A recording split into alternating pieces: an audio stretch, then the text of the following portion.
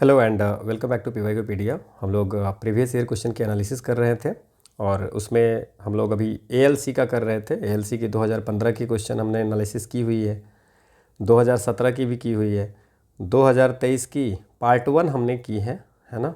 Part 1 में 1 to 60 question किया है और आज हम करेंगे पार्ट 2 61 to 120। ये आपको 2023 की जो पेपर है उसकी एनालिसिस है, ठीक है। तो लेट्स स्टार्ट द सेशन। पहला जो हमारा क्वेश्चन है वो ये है कि excess allocable surplus that remains after paying the maximum bonus of 20% of the total salary और wages in an accounting year shall be carried forward to the succeeding accounting year for payment of bonus in case of shortage of the allocable surplus or losses occurring in the succeeding accounting year as per section 15(1) of the payment of bonus act 1965। देखिए, हमारी जो payment of bonus act 1965 है, तो payment of bonus act 1965 में there is a 2 provision of set. एक provision है set on की और एक है सेट ऑफ की। होता क्या है कि जैसे आप बोनस दे रहे हो, सो मिनिमम आपको 8.33% ऑफ सैलरी या वेज का आपको देने पड़ेंगे। So minimum this is the, और मैक्सिमम 20% आप जो है सो बोनस दे सकते हो। वहाँ एक प्रोविज़न दी गई कि अगर मान लीजिए कि हमारे पास कुछ जो फंड है ना, बोनस देने के बाद जो पैसे बच जाते हैं उसका क्या करेंगे। तो दिस इज़ द बोनस देने के बाद, है ना, बोनस के लिए देने के लिए हम पैसा जमा करते हैं, हर एम्प्लॉयर जमा करता है ना, कि बोनस के लिए पैसा हमको देना पड़ेगा। तो जब उस कंपनी के पास में जित बोनस दिया उसके बाद भी उसके पास पैसे बच गए और वो उसने मैक्सिमम बोनस दे दिया, मतलब 20% दे दिया, तो वो 20% ज़्यादा तो बोनस देना नहीं है, ठीक है, एक साल में। तो वो जो एक्सेस अमाउंट होगा, है ना, वो कैरी फॉरवर्ड हो जाता है and that is set on, ठीक है। तो ये जो आपसे कुछ कह रहा है ना, कि excess allocable surplus that remains after paying the maximum bonus, मतलब मैक्सिमम बोनस करने के बाद भी जो हमारा पैसा बच गया उसको क्या करना है। जैसे हम बोनस देने के लिए पैसे रखे थे, उसमें मैक्सिमम जो बोनस अलाउड है 20% वो कर दिए, इससे ज़्यादा हमको नहीं देना है बोनस, ठीक है। तो वो पैसा क्या होगा, वो पैसा कैरी फॉरवर्ड हो जाता है कि आगे अगर मान लीजिए किसी भी तरह की लॉस हो जाए तो आप क्या करोगे, है ना। सम टाइम इट हैपेंस, तो ये this is the set on. So answer हो जाएगा सेट ऑन, क्योंकि आपसे जो पूछा है कि एक्सेस एलोकेबल सरप्लस बोनस देने के बाद जो होगा वो फॉरवर्ड होता है, ये सेक्शन 15(1) में लिखा हुआ है। सो that is the set on. Carry on और कैरी ऑफ की प्रोविज़न है ही नहीं, है ना, इस पेमेंट ऑफ बोनस एक्ट में। सेट ऑफ का बात है।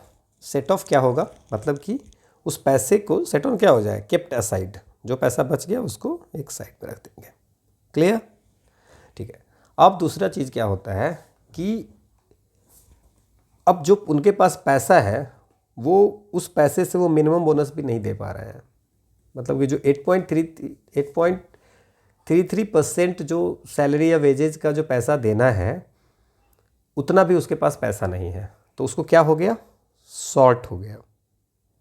क्या हो गया, शॉर्टेज। यहाँ पे हो गया सरप्लस, ठीक है। और यहाँ पे क्या हो गया, सेकंड केस में क्या होता है कि हमको मिनिमम भी नहीं दे सकते हैं। यहाँ मैक्सिमम देने के बाद भी पैसा बच रहा है और यहाँ पे मिनिमम भी नहीं दे सकते, मतलब शॉर्टेज हो रहा है, ठीक है ना।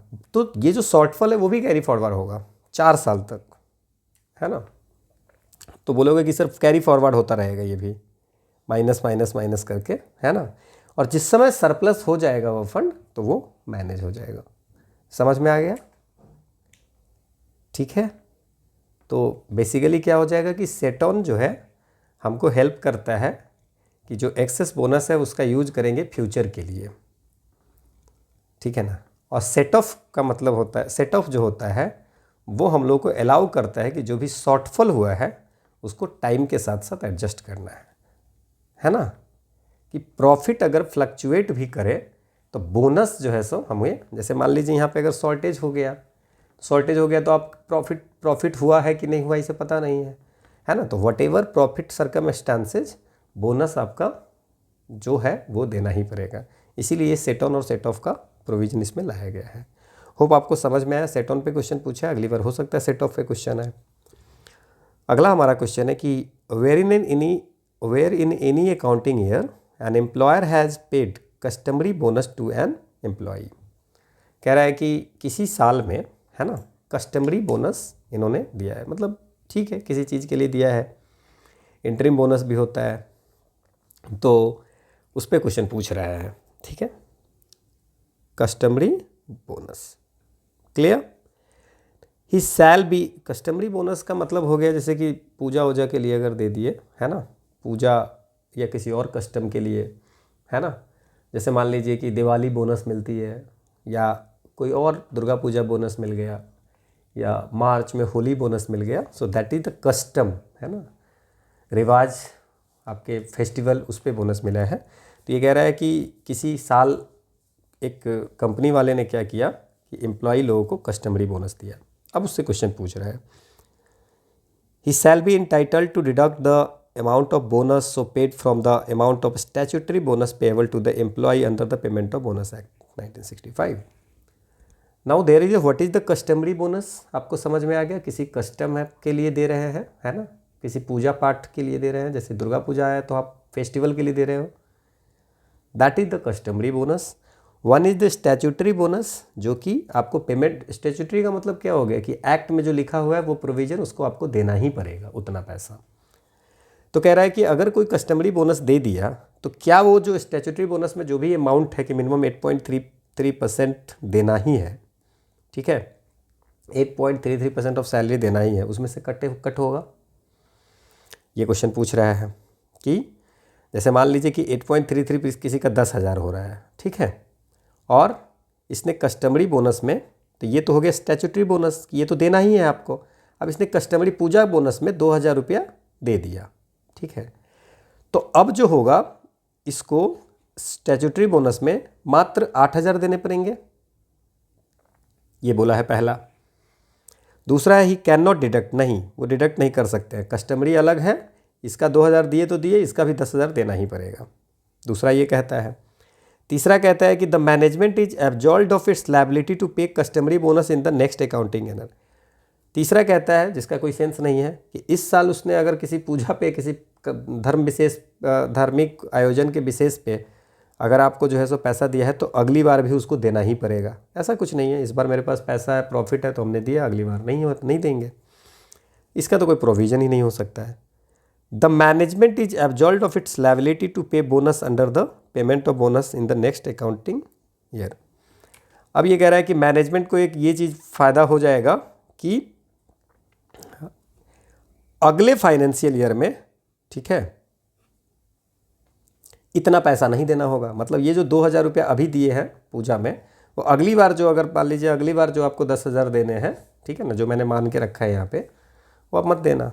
तो नहीं, ऐसा कुछ नहीं। देखो सिंपल सी बात है, पेमेंट ऑफ बोनस एक्ट 1965 कहती है कि हर एम्प्लॉई को बोनस अधिकार है। स्टैच्यूटरी एक्ट में लिखा गया इसीलिए कि भाई अधिकार है, आपको बोनस मिलेगा, ठीक है। तो अगर एम्प्लॉयर उस बोनस को 50 बार में दे, एक बार में दे, उससे हमें मतलब नहीं है, हमें बोनस मिनिमम 8.33% ऑफ वेजेज चाहिए। अब इसको आप जैसे देते हैं, अब दुर्गा पूजा में दे दीजिए, ईद में दे दीजिए कुछ पैसे, दिवाली में दे दीजिए कुछ पैसे, होली में दे दीजिए, दैट इज़ योर कॉल, है ना। हमको टोटल इतना पैसा आपको देना ही है। मतलब कंपनी गवर्नमेंट को दिखाएगी भैया हम इतना पैसा तो इसको बोनस दे ही दिए हैं बार बार करके, तो कोई इशू नहीं है। इससे ज़्यादा दे रहे हैं तो कोई इशू ही नहीं है, तो इससे कोई इशू नहीं है। तो ऐसा है कि वो अपना जो पैसा दिया रहेगा कस्टमरी बोनस में वो घटा सकता है। मतलब अब बोलेगा कि चलो 2,000 रुपये तो हम उस पूजा के समय तुम्हें दिए थे, तब हमारा 8,000 ही हम अब तुमको देंगे, ठीक है, तो कोई दिक्कत नहीं है। समझ में आया, ठीक है ना। कहने का अर्थ है कि जितनी पार्ट में चाहेगा ये पैसा दे सकता है। क्लियर, होप आपको समझ में आया होगा कि कस्टमरी बोनस दे दिया मतलब पूजा, किसी पूजा के समय में, ठीक है, किसी फेस्टिवल के समय में उसने जो पैसा दिया है वो अपना टोटल जो उसका बोनस बन रहा है उसमें से घटा करके बाकी पैसा वो दे सकता है। Clear, it is written in section 17। अगला है कि under the factories act 1948 a person is adolescent on attaining the age of. Adolescent किसको डिफाइन किया गया है? अगर आप सेक्शन 2B में जाएंगे फैक्ट्रीज एक्ट के, जो मैंने आपको बताया है कि सेक्शन 2 में जनरल डिफिनीशन लिखी होती है, और मैंने ये भी बताया है कि सेक्शन इज नॉट इम्पोर्टेंट। ये सिर्फ मैं आपको इसलिए बताता हूँ कि आप जब भी अगर आप कभी एक्ट खोलोगे तो आपको ये समझ आएगा, ठीक है। सो एडल्सेंट का मतलब होता है वैसा पर्सन जो अपना 15वां साल पूरा कर लिया हो, ठीक है, 18वां नहीं पूरा किया हो, मतलब 15 से 18, ठीक है। सो 15 अटेनिंग द एज ऑफ 15 हो गया है बट 18 नहीं हुआ है। सो 15 वर्ष की आयु से लेकर के 18 वर्ष जब तक पूरा नहीं होता है तब तक उसको बोलते हैं adolescent. Clear? It is written in the section 2B। अगला है कि under the factories act 1948 factory means any premises. अब बोल रहा है कि what is factory. Section 2M जो है वहाँ पे फैक्ट्री की डिफिनीशन लिखी हुई है फैक्ट्रीज एक्ट 1948 में। वहाँ पे लिखा हुआ है कि वैसा प्लेसेज जहाँ 10 या 10 से अधिक लोग काम करते होंगे, ठीक है ना, पिछले 12 साल में, फिर पिछले 12 महीने में। हमेशा होता है कि फाइनेंशियल ईयर को देखते हैं हम लोग, ठीक है ना, ये पिछले 12 महीने में अगर काम करते होंगे कम से कम 10 या 10 से अधिक, है ना, किसी भी मैन्युफैक्चरिंग हो, मैन्युफैक्चरिंग या कोई प्रोसेस कैरीड आउट हो रहा हो जहाँ पावर की हेल्प से, aid of power. Now what is the aid of power? क्या हो गया कि पावर की, इलेक्ट्रिसिटी की हेल्प से। और अगर 20 या 20 से अधिक लोग बिना, विदाउट एड ऑफ पावर, ये आप समझिए एड ऑफ पावर क्या हो गया कि कोई भी चीज़, जैसे मशीन कोई इलेक्ट्रिसिटी से चल रही तो वैसे जगह पे एड ऑफ पावर है, पावर की ज़रूरत है ना, तो उसमें 10 या 10 से अधिक काम करेंगे, किसी मैन्युफैक्चरिंग हो रही है कहीं पे भी पिछले 12 महीनों में, तो उसको हम फैक्ट्री बोल देंगे, ठीक है। और 20 से 20 से ज़्यादा होगा विदाउट एड ऑफ पावर, जहाँ पे पावर की यूज नहीं होती है। नाउ देखते हैं, है ना। 10 or more workers were working on any day of the preceding 12 months in any premises where manufacturing process is being carried on with the aid of power। सही है आपका। दूसरा है 20 या 20 से अधिक। अब देखिए ये सब जितने भी क्वेश्चंस हैं पिछले साल जो मैंने अब कराया था, तो at that time I explained all the things. आप ALC 2023 की क्वेश्चन देखिए, या EPFO या EOAO की क्वेश्चन जाकर के देखिए, बाद में देखिएगा 2023 का। उससे पहले मेरा सजेशन है कि मैंने उससे जितना पहले वीडियो बना दी थी आप उसको पढ़िए, फिर आपको समझ में आएगा कि labour laws and labour welfare के मैक्सिमम क्वेश्चन उन्हीं नोट्स से आए हैं जो हमने कराए हुए थे 2023 के एग्जामिनेशन के लिए, ठीक है। तो ये सब बहुत बेसिक चीज़ें हैं जो कि कराया था, ठीक है। और सब वीडियो पड़ी हुई है, तो ऐसा कुछ भी नहीं है कि हम आपको प्रूफ दें, है ना। This is the thing. Now one more thing, peoples are, ये मैं इन बिटवीन ही बता देता हूँ, ये PDF तो पूरे एक्ट की पड़ी हुई है, पूरे एक्ट की PDF आपके पास पड़ी हुई है। तो PDF अगर आपको चाहिए तब तो PDF से जाके पढ़ सकते हैं ना वहाँ पे। फिर समझाने का क्या मतलब। अब आप मुझे बताइए, सेट ऑन और सेट ऑफ मैंने आपको समझाया है, दिस इज़ द एक्ट। ये PDF ले भी लीजिएगा तो आपको क्या ही समझ में आएगा। और इतना अगर आपको PDF करना है तो फिर 15-20 एक्ट की लेबर मिनिस्ट्री के जाइएगा वहाँ पे, मिनिस्ट्री ऑफ लेबर में, तो वहाँ पे सारी PDF आपको मिल जाएगी, फिर उसको आप बैठ के पढ़िए। सो ट्रस्ट मी, PDF कभी मैटर नहीं करता है ना। PDF जमा होते रहेंगे, है ना, 2-2 पेज, 4-4, 10, 50-50, 100-100, 200-200, 1000-1000 पेज के PDF रह जाएंगे और वो रखे रह जाते हैं। काम आपको वही आएगा जो रनिंग आप नोट्स बनाएंगे। सो दैट इज़ नेसेसरी, है ना, कि जो सिंपल लैंग्वेज में आपको समझा रहे हैं वो आप समझिए। Which among the following is our general duties of an occupier under section 782 of the Factories Act 1945? Occupier, है ना, जो फैक्ट्री है वहाँ के जो देखभाल करते हैं, ठीक है, तो उसको हम ऑक्यूपायर बोलते हैं, ठीक है। तो उनकी ड्यूटी क्या है, सेक्शन 7A में क्या लिखा हुआ है, तो वहाँ पे ड्यूटी सेक्शन 7A में ड्यूटीज ऑफ द ऑक्यूपायर लिखा हुआ है, ठीक है ना। तो इसका 7A का 1 में अगर जाएंगे, जैसे 2 पूछा है हमसे, 1 में कहता क्या है कि जितने भी ऑक्यूपायर हो गए उसको इंश्योर करना है। किसका इंश्योर करना है कि हर वर्कर का हेल्थ और सेफ्टी का जो है सो ध्यान रखना चाहिए जब वो फैक्ट्री में काम कर रहा हो, जब वो फैक्ट्री में काम कर रहा हो। ठीक है ना। इसके बाद भी कुछ चीज़ें बताया गया है। जैसे मान लीजिए कि कोई मशीन है, अगर वो ख़राब है तो उसको आप ठीक करवाइए, मतलब उससे किसी को, जो वर्कर है वो सेफ फील करे। सो मेंटेन आपको करते रहना है। Maintenance of all places of work in the factory in a condition that is safe to the health of the workers. अब कोई मशीन ख़राब है, उसको आप चला रहे हो, है ना, तो वैसा नहीं करना। This is the duty of occupier कि उसको ठीक करवाना है, सो दैट कि किसी वर्कर को कुछ हो ना जाए। Ensuring safety in connection with use of handling, shortage and transport of article and substances. ठीक है ना। कहीं भी किसी चीज़ को हैंडल करने में अगर कोई रिस्क है, हेल्थ का कोई इशू है, स्टोरेज करने में अगर कोई रिस्क है, या ट्रांसपोर्टेशन करने में कुछ दिक्कत हो सकती है, तो उसको आपको रिस्क फ्री बनाना है। आपको इंश्योर करना है कि इन सब चीज़ से कोई भी रिस्क किसी वर्कर पे ना हो, है ना। इसके बाद इसमें है कि ट्रेनिंग देना, सुपरविजन करना, है ना, कि भाई ऐसे करोगे तो हेल्थ पे इफेक्ट पड़ेगा। So that all comes under the duty of a occupier. ठीक है, मोटा मोटी आप समझ गए हैं कि हर वो चीज़ करना जिससे कि वर्कर्स वगैरह के हेल्थ पे इफेक्ट ना हो। Now see this is the act. तो ये मैंने तो क्या किया है, एक्ट का आपको काट के दे दिया है। एक्ट तो आपको फ्री में अवेलेबल है ना। सो दैट इज, फिर से मैं कह रहा हूँ, PDF is not important. Notes बनाओ, वही साथ जाएगा, वही आप रिवीजन कर सकते हो। अगला है, which one among the following aspect is not covered in health under the factories act में 1948 में एक प्रोविज़न है हेल्थ का। चैप्टर बांटा हुआ है, तो चैप्टर 3 में हेल्थ लिखा हुआ है। तो हेल्थ में क्या क्या चीज़ आ सकता है, आप खुद सोचिएगा, तो ये क्वेश्चन बन जाएगा आपसे। हेल्थ में क्या नहीं है पूछा है आपसे, तो क्या क्या है समझ लीजिए। अच्छा एक बात बताइए, अगर आप स्पुटून, थूकदान, है ना, इसको अगर क्लीन रखिएगा, हाइजेनिक रखिएगा, तो आपको हेल्थ अच्छा रहेगा। हाँ सर, ये तो सही है। ठीक है, तो ये अगर आपको साफ रखना चाहिए तो बिल्कुल सही है, ये तो रखना चाहिए। ये आपको सेक्शन 20 में इसके बारे में लिखा हुआ है, फैक्ट्रीज एक्ट 1948 में स्पुटून्स के बारे में। Now sweepers to be employed to clean latrines, urinals and washing place. अगर लैट्रिन, यूरिनल और वॉशिंग प्लेसेज अगर आपके क्लीन रहेंगे तो हेल्थ तो आपका सही रहेगा। सो ये तो हेल्थ से रिलेटेड ही हो गया, है ना। झाड़ू अगर, स्वीपर अगर आकर के ये सब चीज़ें करे, तो सेक्शन 19E में, सेक्शन 19E में इट इज़ रिटेन दैट कि स्वीपर को एम्प्लॉय कर, मतलब कि जॉब पे रखना पड़ेगा जो साफ सफाई देखेगा।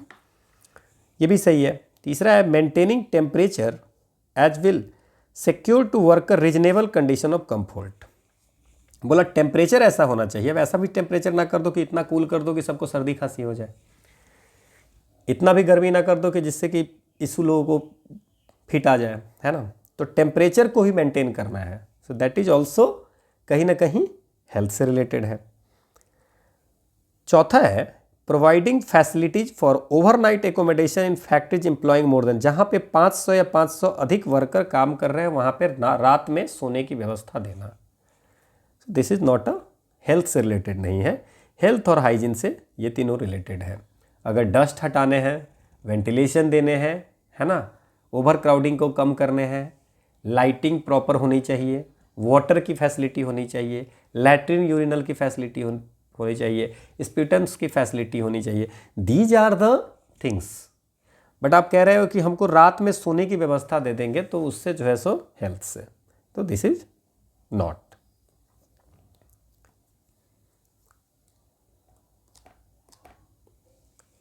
अगला है कि which of the following provision regarding fencing of machinery is are provided by the factories act 1948। Section 21 में अगर आप जाएंगे तो वहाँ पे लिखा हुआ है कि मशीन की फेंसिंग करनी है। जैसे मान लीजिए कोई मूविंग मशीन है तो उसके चारों तरफ आप घेरा लगाओ। क्यों घेरा लगाना है? सेफ्टी के लिए, नॉर्मल सी बात है। हर फैक्ट्री जहाँ पे कहीं मूविंग पार्ट है ना, प्राइम मूवर का कोई पार्ट है ना, मूविंग पार्ट जो घूमता रहता है ना, या कोई फ्लाई व्हील है ना, जो प्राइम मूवर से कनेक्टेड है, तो इन सब जगह पे आपको क्या करना है, लगाना है एक फेंसिंग। यही बस सिंपल सी बात है। अब चलिए पढ़ते हैं क्या क्या है। अब देखते हैं, है ना, which of the following provision regarding, ये provided by the factory act में क्या बोला है। Now every moving part whether prime mover और fly wheel connected to the prime mover shall be securely. जितने भी मूविंग पार्ट है वो सबको करना है, ठीक है। सो ये पहला तो सही है। Now headrace and tailrace of every water wheel and water turbine shall be secured fenced. हाँ बिल्कुल, वाटर टरबाइन का भी आपको रखना है। This is also written in the section 21 का फर्स्ट में ये लिखा हुआ है, सेकेंड में ये लिखा हुआ है, ठीक है। Lubricated belts of machinery shall be compulsorily fence. जो बेल्ट है ना, उस लुब्रिकेटेड बेल्ट्स है मशीनरी का, उसको फेंस करना है। तो ऐसा कुछ प्रोविजन नहीं है ना। Any part of stock bar which projects beyond the head stock of a lathe shall be compulsory fenced. मतलब कोई बाहर निकला हुआ कोई पार्ट है, जैसे मशीन यहाँ तक है और मशीन में कोई पार्ट यहाँ बाहर तक निकला हुआ है, सो इसको हमको फेंस करना है, ठीक है। So this is written in the 21 का थर्ड में। So 1, 2 and 4 is the answer. समझ में आ गया। मेनली जो कह रहा है कि किस किस पार्ट को हमको करना है।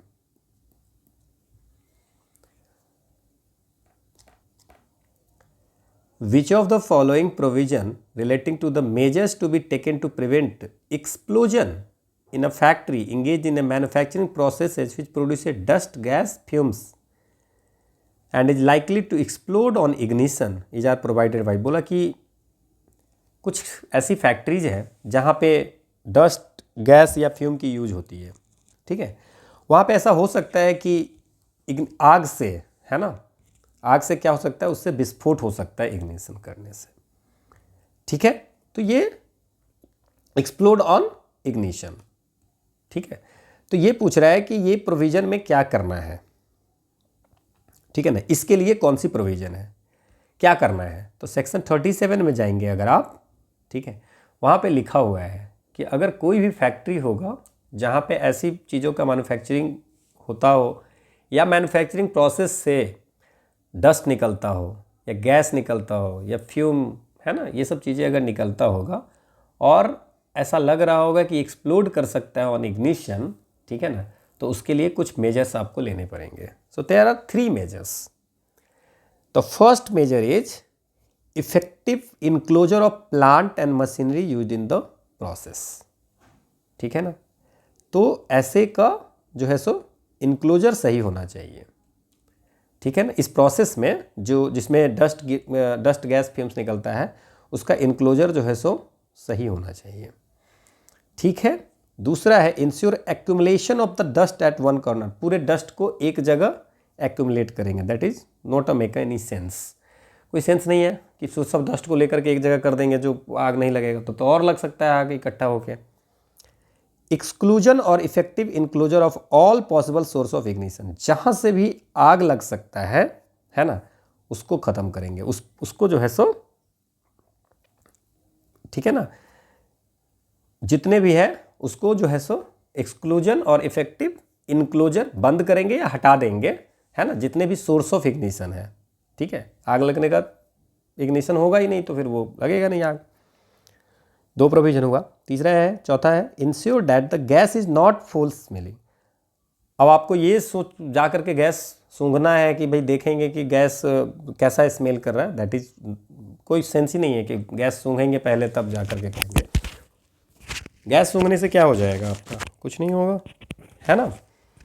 यहाँ तो आपको बचाना है, आग नहीं लगे, एक्सप्लोड ना हो, एक्सप्लोड ना हो इससे बचाना है। तो उसके लिए क्या करोगे, है ना, मतलब या तो उसको घेराबंदी करोगे, नहीं तो उसको हटाओगे।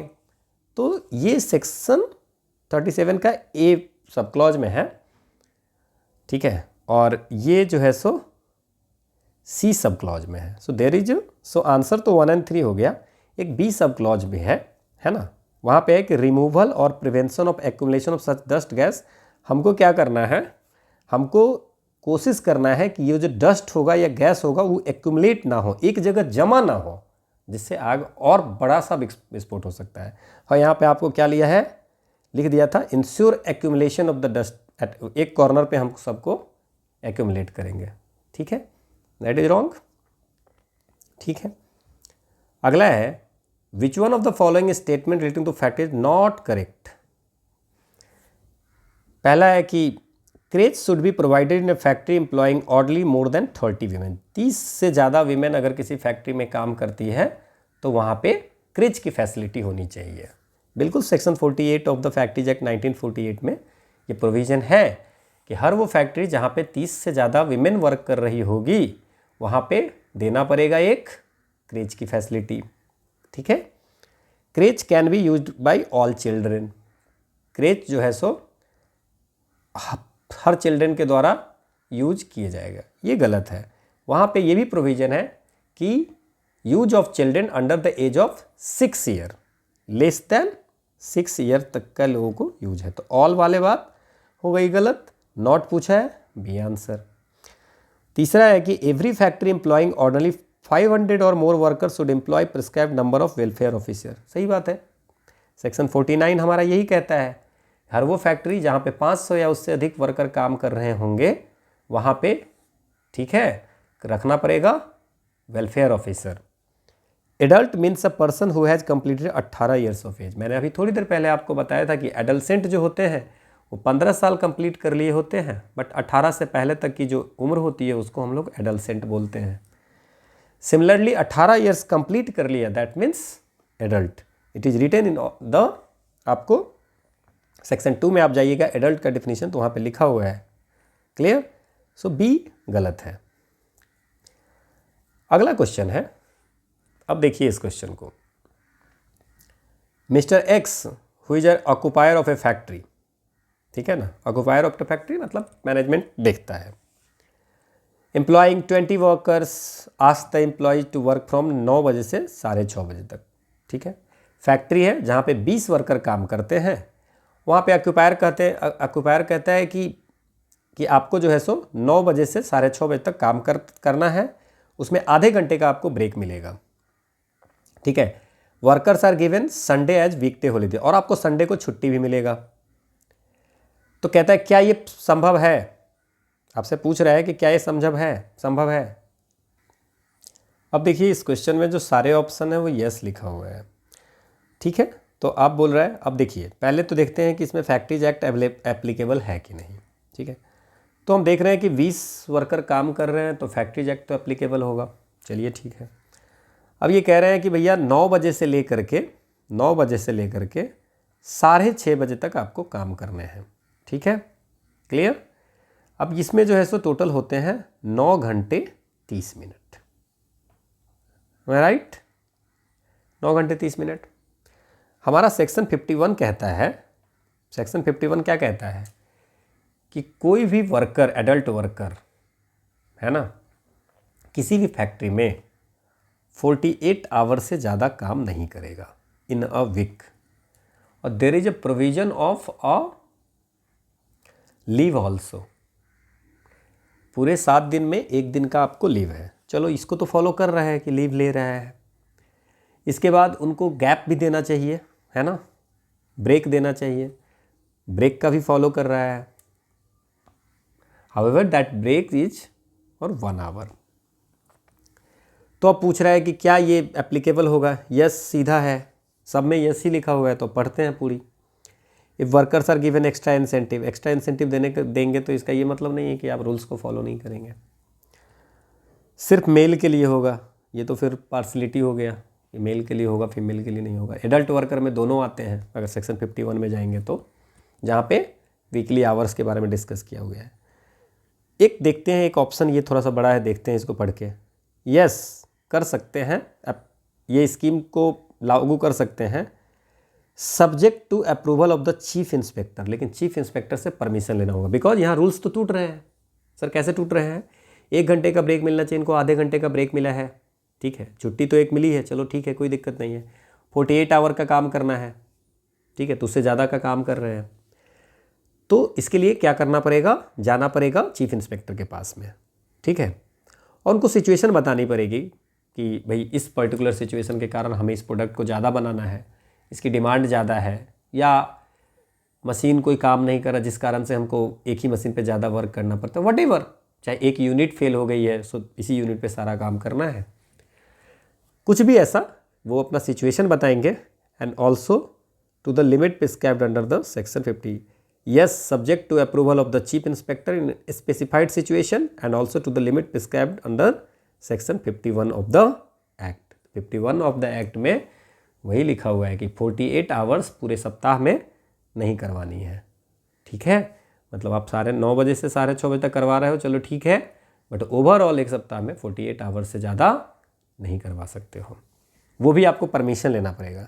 मान लीजिए कि 48 आवर्स जॉब करने हैं, आप 2 ही दिन बोलोगे कि तुम 2 दिन 24-24 घंटे कर लेती है, तो पॉसिबल है नहीं ना, है ना, इसीलिए तो प्रोविज़न दिया गया है, ठीक है। चलिए, तो सी इसका आंसर होगा कि चलिए परमिशन लेकर के हम ऐसा कर सकते हैं कि कुछ दिन 9:30 बजे से 6:30 तक कराएंगे और फिर बाद में मैनेज करके 48 आवर्स ला देंगे, वो भी किसी स्पेसिफिक सिचुएशन में। अगला क्वेश्चन कहता है कि under section 57 of the factories act 1948 where a worker in a factory works on a shift which extends beyond midnight, the midnight 12 बजे से बाद, the following day for the worker shall be deemed to be period of 24 hours beginning when the shift begins at 6 AM of the following morning from the official time of the following day। अब हुआ क्या कि किसी factory में ऐसा हुआ कि कोई काम कर रहा था, अब उसकी ड्यूटी चेंज होने वाली है और अचानक से पता चला कि जो ड्यूटी पे आने वाला है वो नहीं आए और ये कंटिन्यू इसको जो है सो काम करवा लिया। ठीक है, 2 घंटे 1 घंटे कराया, उसकी अलग चीज़ें हैं, बट बियॉन्ड मिडनाइट मतलब 12 बजे के बाद करा दिए, देन इन दैट केस जैसे ही उसकी शिफ्ट एंड होगी उसके अगले 24 घंटे तक आप उससे काम नहीं करवा सकते हो। 24 घंटे तक आपको हॉलीडे देनी पड़ेगी। समझ में आया? ठीक है, मतलब अगर आप की शिफ्ट किसी की 8 बजे ख़त्म हो रही है, आप उसके शिफ्ट को 4 बजे लेके जा रहे हो, 12 बजे से बाद या 2 बजे तक लेके जा रहे हो, तो 2 बजे से लेकर के आपको अगले 2 बजे तक आपको इससे काम नहीं करवा सकते हो। ठीक है, तो जब से शिफ्ट एंड्स होगा उस समय से 24 घंटे तक कोई काम नहीं होगा, कोप का आपको नहीं देना पड़ेगा। तो पूछा था कि वो 24 घंटे कहाँ से शुरू होता है।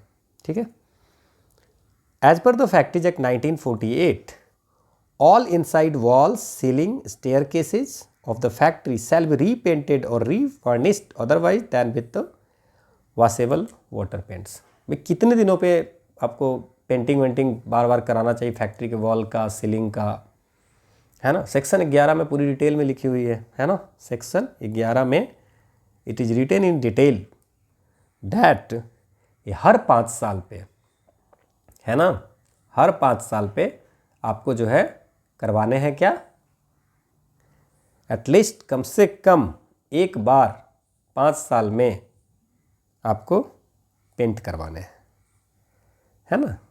ठीक है ना, 5 साल में कम से कम 5। बाकी पूरी प्रोविज़न दी हुई है, वो आप देखिएगा तो और चीज़ें समझ में आएगी। या हम जब एक्ट पढ़ेंगे तो और डिटेल में देखेंगे इसको, है ना।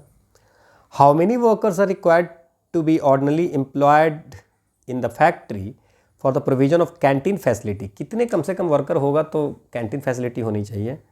सेक्शन 46 में जाएंगे तो वहाँ पे लिखा हुआ है कि स्टेट गवर्नमेंट अगर चाहे किसी स्पेसिफिक फैक्ट्री में अगर 250 लोग से ज़्यादा हो जाए, ये सब डाटा आपको याद रखना है, ये पहले भी मैंने पढ़ाया है जो क्वेश्चन पूछा हुआ है। आप मेरे फैक्ट्रीज एक्ट का वीडियो देखें और इसके बाद इसके फैक्ट्रीज एक्ट के क्वेश्चन सारे देखें, एक भी क्वेश्चन नहीं छूटेगा। ठीक है, फैक्ट्रीज एक्ट 250, 250 से ज़्यादा मेंबर्स अगर होंगे तो उसमें आपको कैंटीन की फैसिलिटी देनी है।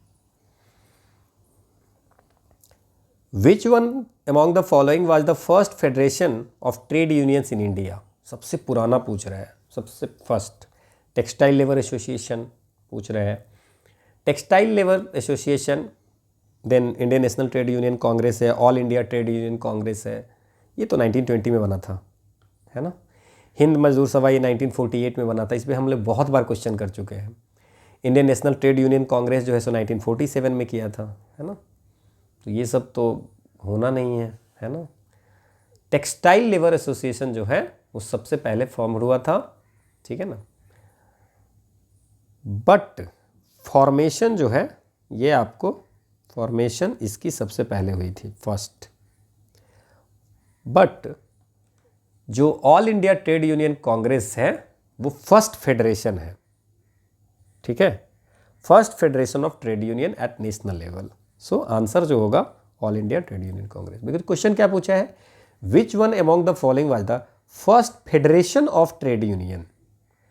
सो टेक्सटाइल लेबर एसोसिएशन भले ही पहले बना है, लेकिन नेशनल लेवल पे सबसे पहले ट्रेड यूनियन का जो फेडरेशन था, है ना, पहला, वो था क्या था, all India Trade Union Congress, ठीक। वो हम टेक्सटाइल लेबर एसोसिएशन कौन सा था, अहमदाबाद वाला, है ना, ये भी 1920 के आसपास में बना था, ठीक है ना, कंफ्यूज नहीं होना है ना। Who introduce a private member bill in 1928 in legislative assembly to amend trade unions act 1926 for extending the immunities to all trade unions whether registered और नॉट। अब बोला कि किसने 1928 में प्राइवेट बिल लेके आए थे कि भैया जो भी ट्रेड यूनियन एक्ट 1926 का प्रोविज़न है वो कोई रजिस्टर्ड ट्रेड यूनियन हो या ना हो, प्रोविज़न जो है सो लागू होगा। इसके लिए ये वीपी वाडिया जी थे, एनएम जोशी जी थे, मोतीलाल नेहरू जी थे, एमएन रॉय थे। 1928 में एनएम जोशी जी थे, है ना, वो एक प्राइवेट मेंबर बिल लाए थे कि ट्रेड यूनियन एक्ट को आप अमेंड कीजिए और आप इसमें लगाइए कि whether the union is registered और not in both the cases, है ना, जो ये फैसिलिटीज है ट्रेड यूनियन एक्ट में जो भी प्रोविजन दी हुई है वो लागू दोनों पे होगा, ठीक है, इसके लिए लाए थे। अगला है कि which one among the following was not a recommendation made by the royal commission on labour. Her bar question पूछता है, इस पर हम डिटेल भी किए हैं। नाउ सी, इन्होंने कहा था कि एम्प्लॉयर, देखिए इसमें आप अगर पढ़ा नहीं, क्योंकि इनकी जितनी भी इनकी रिपोर्ट अगर आप देखोगे रॉयल कमीशन ऑफ लेबर की तो बहुत बड़ी रिपोर्ट है, तो उतना तो पॉसिबल नहीं है कि आप याद करोगे। सो दैट केस हम लोग क्या करेंगे, हम लोग हर लाइन को पढ़ेंगे और पता चलेगा कि कौन सा लग रहा है फिजिबल, सही है या नहीं है। कुछ पॉइंट्स याद करेंगे, बाकी ऐसे ही हम लोग कर लेंगे। Employer should recognise trade union. Employer को, जैसे कंपनी को कोई भी यूनियन हो तो उसको रिकॉग्नाइज करना चाहिए, तो वैलिड लग रहा है कि हाँ बिल्कुल ये होना चाहिए। Government should take the lead in the case of their industrial employees in making recognition of unions easy and in encouraging them to secure registration. बोला गवर्नमेंट की ड्यूटी है कि जो एम्प्लॉयज़ के लिए जो ये रजिस्ट्रेशन प्रोसेस है, रिकॉग्निशन प्रोसेस है यूनियन का, वो आसान हो। ये भी लग रहा है सही है ना, कि इजी रजिस्ट्रेशन होना चाहिए, रिकॉग्निशन होना चाहिए, जो तभी तो लोग कराएंगे, अदरवाइज कराएंगे नहीं कराएंगे तो फ़ायदा ही नहीं मिलेगा। ये भी ठीक लग रहा है। Union leader should endeavor to give as many members as possible some share in the work of the union and to find suitable men within the union to act as officers and train them for such a position।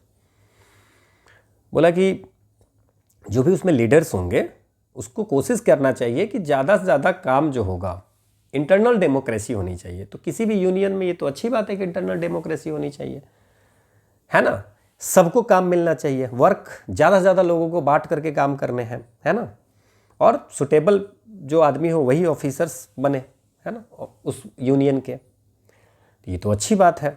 Union के बारे में ये 3 चीज़ें हो गई, ठीक है। अब चौथा है, तीनों सही लग रहा है, अब चौथा देख लेते हैं। Trade union should be precluded from initiating and conducting credit और सप्लाई सोसाइटी। ये यहाँ पे निगेटिव है कि ट्रेड यूनियन को इससे आपको क्या कहते हैं, उसको बैन किया, मतलब प्रिक्लूड किया, ठीक है, कि आप क्रेडिट या सप्लाई सोसाइटी नहीं चला सकते हो, कोई सोसाइटी आप नहीं चला सकते हो। नाउ इतना जो 3 आपने पढ़ा है, उस 3 में कुछ चीज़ें ट्रेड यूनियन के लिए अच्छी बताई गई है। दिस इज द, ये जो चौथा है जिसमें थोड़ी निगेटिविटी वाली बू आ रही है ना, सो this is not a recommendation. मैं ऐसे नहीं बोल रहा हूँ आपको, I am just saying you कि अगर आप इसको याद कर सकते हैं रॉयल कमीशन ऑफ लेबर के सारे प्रोविजन, तो आप रट्टा मार लीजिए। I am just showing you कि भाई अगर इस टाइप के क्वेश्चन कोई आ जाए, क्योंकि इनकी जो रिपोर्ट है बहुत मोटी है, अब वो सारे तो पॉसिबल नहीं है। ट्रेड यूनियन के बारे में जो इनका व्यू है वो सारी चीज़ें मैंने बताई आपको, ठीक है। So this is not a recommendation, in fact the royal commission supported the idea that union may also run welfare, educational and credit activities for member, ठीक है। The first national labour commission was chaired by, ठीक है। तो पहली जो commission बनाई गई थी वो बनाई गई थी 24 दिसंबर, आप डेट याद नहीं रखो, ईयर ज़रूर याद रखो, 1966। और ये मैंने बहुत बार ऑलरेडी बता दिया था पहले, बहुत सारी वीडियो में ये कराया हुआ है ना। और इनको जो चेयर किए थे वो थे जस्टिस पीबी गजेंद्र गढ़कर, ठीक है। तो justice PB Gajendragadkar is the answer, ठीक है। अगला हमारा है कि who among the following was the first president of All India Trade Union Congress. अब ये क्वेश्चन भी हमने कितनी बार कराया कि लाला लाजपत राय जो है थे वो पहले प्रेसिडेंट थे all India Trade Union Congress के। और ये जो AITUC है ये आपको बॉम्बे में बना था, कब बना था? 31 अक्टूबर 1920 को, और पहला national level trade union organisation था। अभी थोड़ी देर पहले इस पर हम लोगों ने बात किया था, तो बी इज द आंसर। अगला है कि an inter state migrant worker is entitled to which of the following under the inter state migrant workman regulation of employment and condition of service act 1979। कहता है कि जो इंटर स्टेट है, एक state से दूसरे स्टेट में जो वर्कमैन जो माइग्रेट करते हैं उनके लिए एक एक्ट आई हुई है, inter state migrant workman regulation of employment and condition of service act 1979। उस एक्ट में उस वर्कमैन को क्या क्या अलाउंस दी गई है, क्या जर्नी अलाउंस की बात की गई है, allowance to and from his residence and place of work, है ना। तो ये बिल्कुल बात की हुई है कि अगर आप किसी को लेके जा रहे हो, किसी स्टेट से, बिहार से दिल्ली मुंबई लेके जा रहे हो, सो जर्नी अलाउंस देना पड़ेगा, जाने और आने का पैसा। That is written in the section 15 of the inter state migrant workman act 1979। This is right, ठीक है। देन डिस्प्लेसमेंट अलाउंस बिल्कुल देना पड़ता है ना। तो जो भी कॉन्ट्रैक्टर या जो भी लेके आएंगे उसको, है ना, वर्कमैन को, ठीक है, तो रिक्रूटमेंट के समय में एक डिस्प्लेसमेंट अलाउंस देना पड़ेगा। 50% जो उनका वेजेज होगा उसका 50%, ठीक है ना, ठीक है ना। तो डिस्प्लेसमेंट अलाउंस भी देना पड़ेगा, that is written in the section 14। Wages during the period of such journey as if he were on duty, ठीक है। तो सेक्शन 15 में ये भी लिखा हुआ है जर्नी अलाउंस देंगे, और जैसे मान लीजिए कि 2 दिन का रास्ता है तो उसमें आपको उसको वेज भी देंगे। जर्नी 2 दिन में पूरे हुए तो 2 दिन का वेजेज भी उसको देना पड़ेगा। सो ये भी बिल्कुल सही है। Money for food during such journey, खाने के लिए पैसा देंगे, ऐसा कुछ नहीं। जब वेज दे ही रहे हैं तो खाने की बात नहीं है ना। वेज तो हम दे रहे हैं ना, आने जाने का टिकट दे रहे हैं और वेज दे ही रहे हैं, तो फिर खाने का तो हम कहाँ से देंगे। एंड डिस्प्लेसमेंट और एक जगह से दूसरी जगह जा रहे हो वो अलाउंस दे ही रहे हैं 50% of wages. So this is the 1, 2 and 3 is the right answer. This is written in the section 14 and section 15 of the inter state migrant workman act. अगला फिर से उसी एक्ट पे क्वेश्चन है कि who is responsible for providing the facilities specified in section 16 of inter state migrant workman act 1979 to an interstate migrant workman if the same has not been provided by the contractor। अब कह रहा है कि अगर मान लीजिए कि contractor जो लेके गया है वो कॉन्ट्रैक्टर अगर उसको फैसिलिटीज़ प्रोवाइड नहीं करते हैं, पैसे प्रोवाइड नहीं करते हैं, ठीक है, तो फैसिलिटीज वो पैसा वो कौन करेगा आखिर। तो हर जगह ये प्रोविज़न रखी हुई है कि अगर कॉन्ट्रैक्ट, क्योंकि इसने तो काम किया है, वर्कमैन तो काम किया है, कॉन्ट्रैक्टर अगर किसी कारण से नहीं दे रहा है या भाग गया, है ना, तो जो प्रिंसिपल एम्प्लॉयर होगा उसको देना पड़ेगा, ठीक है। तो it is given by the principal employer. Which one among the following cases deals with the issue of inter state migrant worker के इशू पे कौन सा केस इसमें से है। चारों केस के बारे में थोड़ी सी देख लेते हैं। Labourers working on Salal hydro project versus state of Jammu and Kashmir. Basically this is the case जहाँ पे यहाँ पे आपको बात हुआ था, Salal hydro electric project versus state of Jammu and Kashmir की केस थी। ये आपको वहाँ पे जो माइग्रेंट वर्कर गए थे उनकी एक्सप्लॉयटेशन हो रही थी, उसको एड्रेस करने के लिए आपको ये केस हुआ था। ठीक है ना, कि इस जो ये जो 1984 में जो ये केस हुई थी उसमें क्या था कि जो inter state migrant workman act था उसको एकदम से ही उसको इम्प्लीमेंट नहीं किया सकता था, नहीं किया जा रहा था। तो कोर्ट पे केस गया, कोर्ट में कोर्ट ने ये डायरेक्शन दिया कि आपको जो है सो वर्कर्स के राइट को प्रोटेक्ट करना पड़ेगा अंडर द एक्ट। तो ये ही है आपको इंटर स्टेट माइग्रेंट वर्कर वाला केस। दूसरा क्वेश्चन, दूसरा जो 2-3 जो एक्ट बाकी है, जैसे People's union for democratic right versus union of India case 1982, ये केस जो था, ये भी सब जितने भी केस है वर्कर्स के एक्सप्लॉयटेशन पे ही है ना। इसमें भी माइग्रेंट वर्कर वाली केस थी, बट मेनली जो माइग्रेंट वर्कर की थी वो ये वाली थी, है ना। ये जो है एशियन गेम्स के समय में, है ना, कंस्ट्रक्शन के लिए जो था वो उसमें केस हुआ था ये। ठीक है ना। इसमें कोर्ट ने कहा था कि right to livelihood and right to live with dignity, ये जो है सो वर्कर का जो लिव विद डिग्निटी है, ठीक है ना, अगर उसको आप वायलेट कर रहे हो that means you are violating the article 21 of the constitution of India, है ना। तो वहाँ पे भी बात है। तो ये एशियन गेम वाली केस है। तीसरा है Dhrangadhra chemical works limited versus state of Saurashtra. ये 1957 में ये केस हुई थी, पुरानी ओल्ड केस है।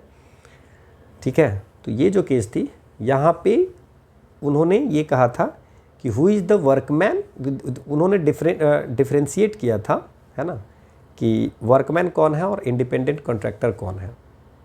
ठीक है ना। तो वहाँ पे बनाया गया था control test to determine the difference between the workman and independent contractor. ठीक है ना, इंडिपेंडेंट कॉन्ट्रैक्टर वर्कमैन है या नहीं है। तो ये था। और चौथा है workmen of Dimakuchi tea estate, management of Dimakuchi tea estate, ये केस 1958 की थी। ये जो केस थी, एक एक वर्ड आप याद रखेंगे सब केस में, है ना। ये आपको कि इसमें ये कोर्ट ने कहा था कि भैया इंडस्ट्रियल डिस्प्यूट, किसी भी डिस्प्यूट को तभी हम कहेंगे जब उसमें वर्कमैन इन्वॉल्व होगा। ठीक है, समझ में आ गया। तो वर्कमैन इन्वॉल्व होना ही चाहिए। तो ये सब केस आप याद रखेंगे। अब फिर से वही केस वाले जो क्वेश्चन होंगे, यहाँ पे फिर से एक क्वेश्चन है, there are different cases related proposition, है ना। अभी हम लोगों ने बात किया था People's union for Democratic Rights versus union of Rights की बात की गई थी, और मैंने अभी बताया था उसमें कि आर्टिकल 21 वाली बात बताया था। ठीक है, तो सी का देख लीजिए, आर्टिकल 21 वाला कहीं आ रहा है, right to life, right to live with dignity, है ना। ठीक है,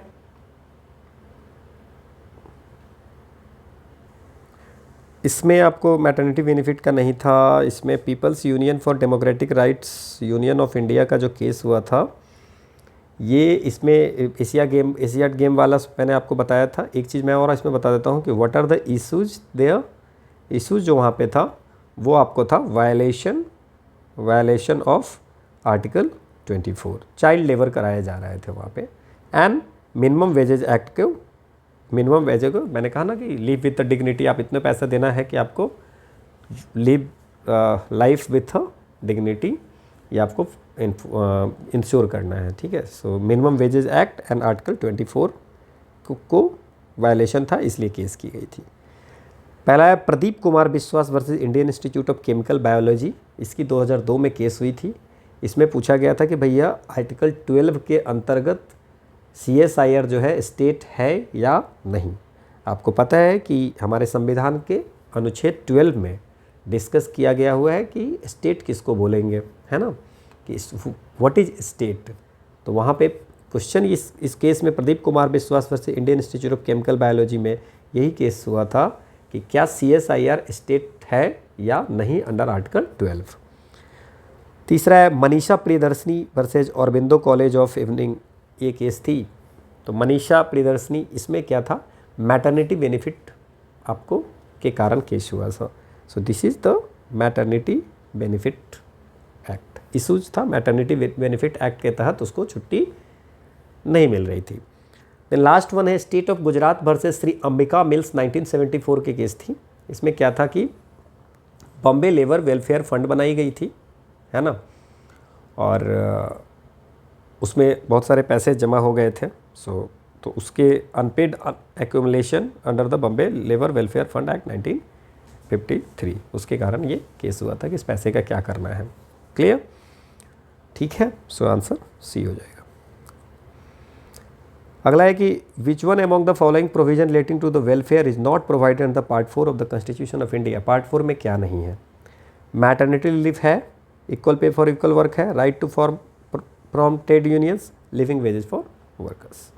अच्छा, right to form trade union या कोई एसोसिएशन जो है वो हमारा 19(1) के सी में है। So this is the fundamental right, not DPSP, है ना।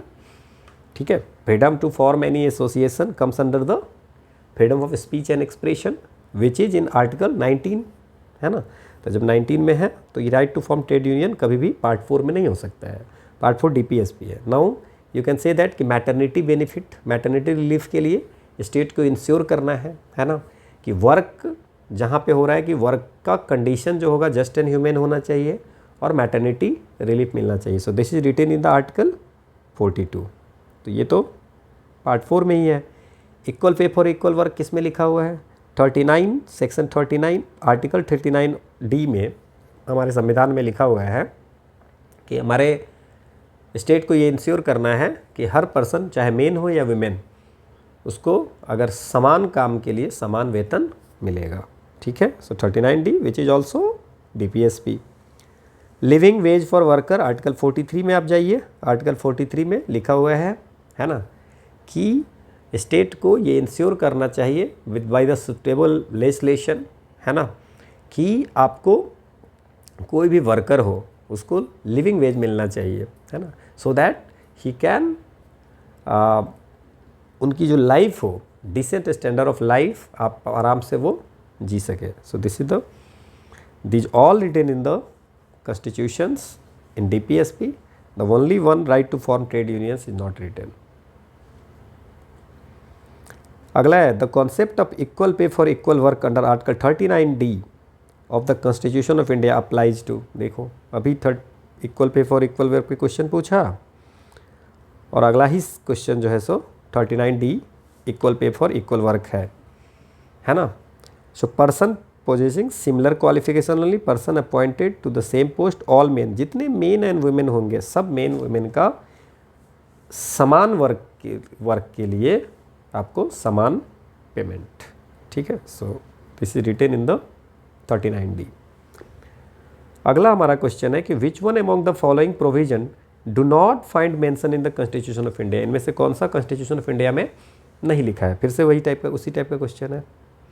Now see, men and women equally have the right to an adequate means of livelihood। पहला, every workers must be given a minimum of 8 days paid leave in a year। ऐसा कुछ constitution में हमारे नहीं लिखा हुआ है। सो दे पूछता है कि कॉन्स्टिट्यूशन में क्या नहीं लिखा है। सो ऐसा कहीं नहीं लिखा हुआ है कि कम से कम 8, मतलब कि 1 साल में 8 दिन का पेड लीव देना ही है। This is not written in the constitution. Children and youth are protected against exploitation, that is written, है ना, कि एक्सप्लॉयटेशन से बचाना है ना, ट्रैफिकिंग या बेगार जो है सो ट्रैफिकिंग ह्यूमन बीइंग एज बेगार, ये जो आर्टिकल 23 है तो वो सब तो है। None can force to do बेगार, दैट आर्टिकल 23।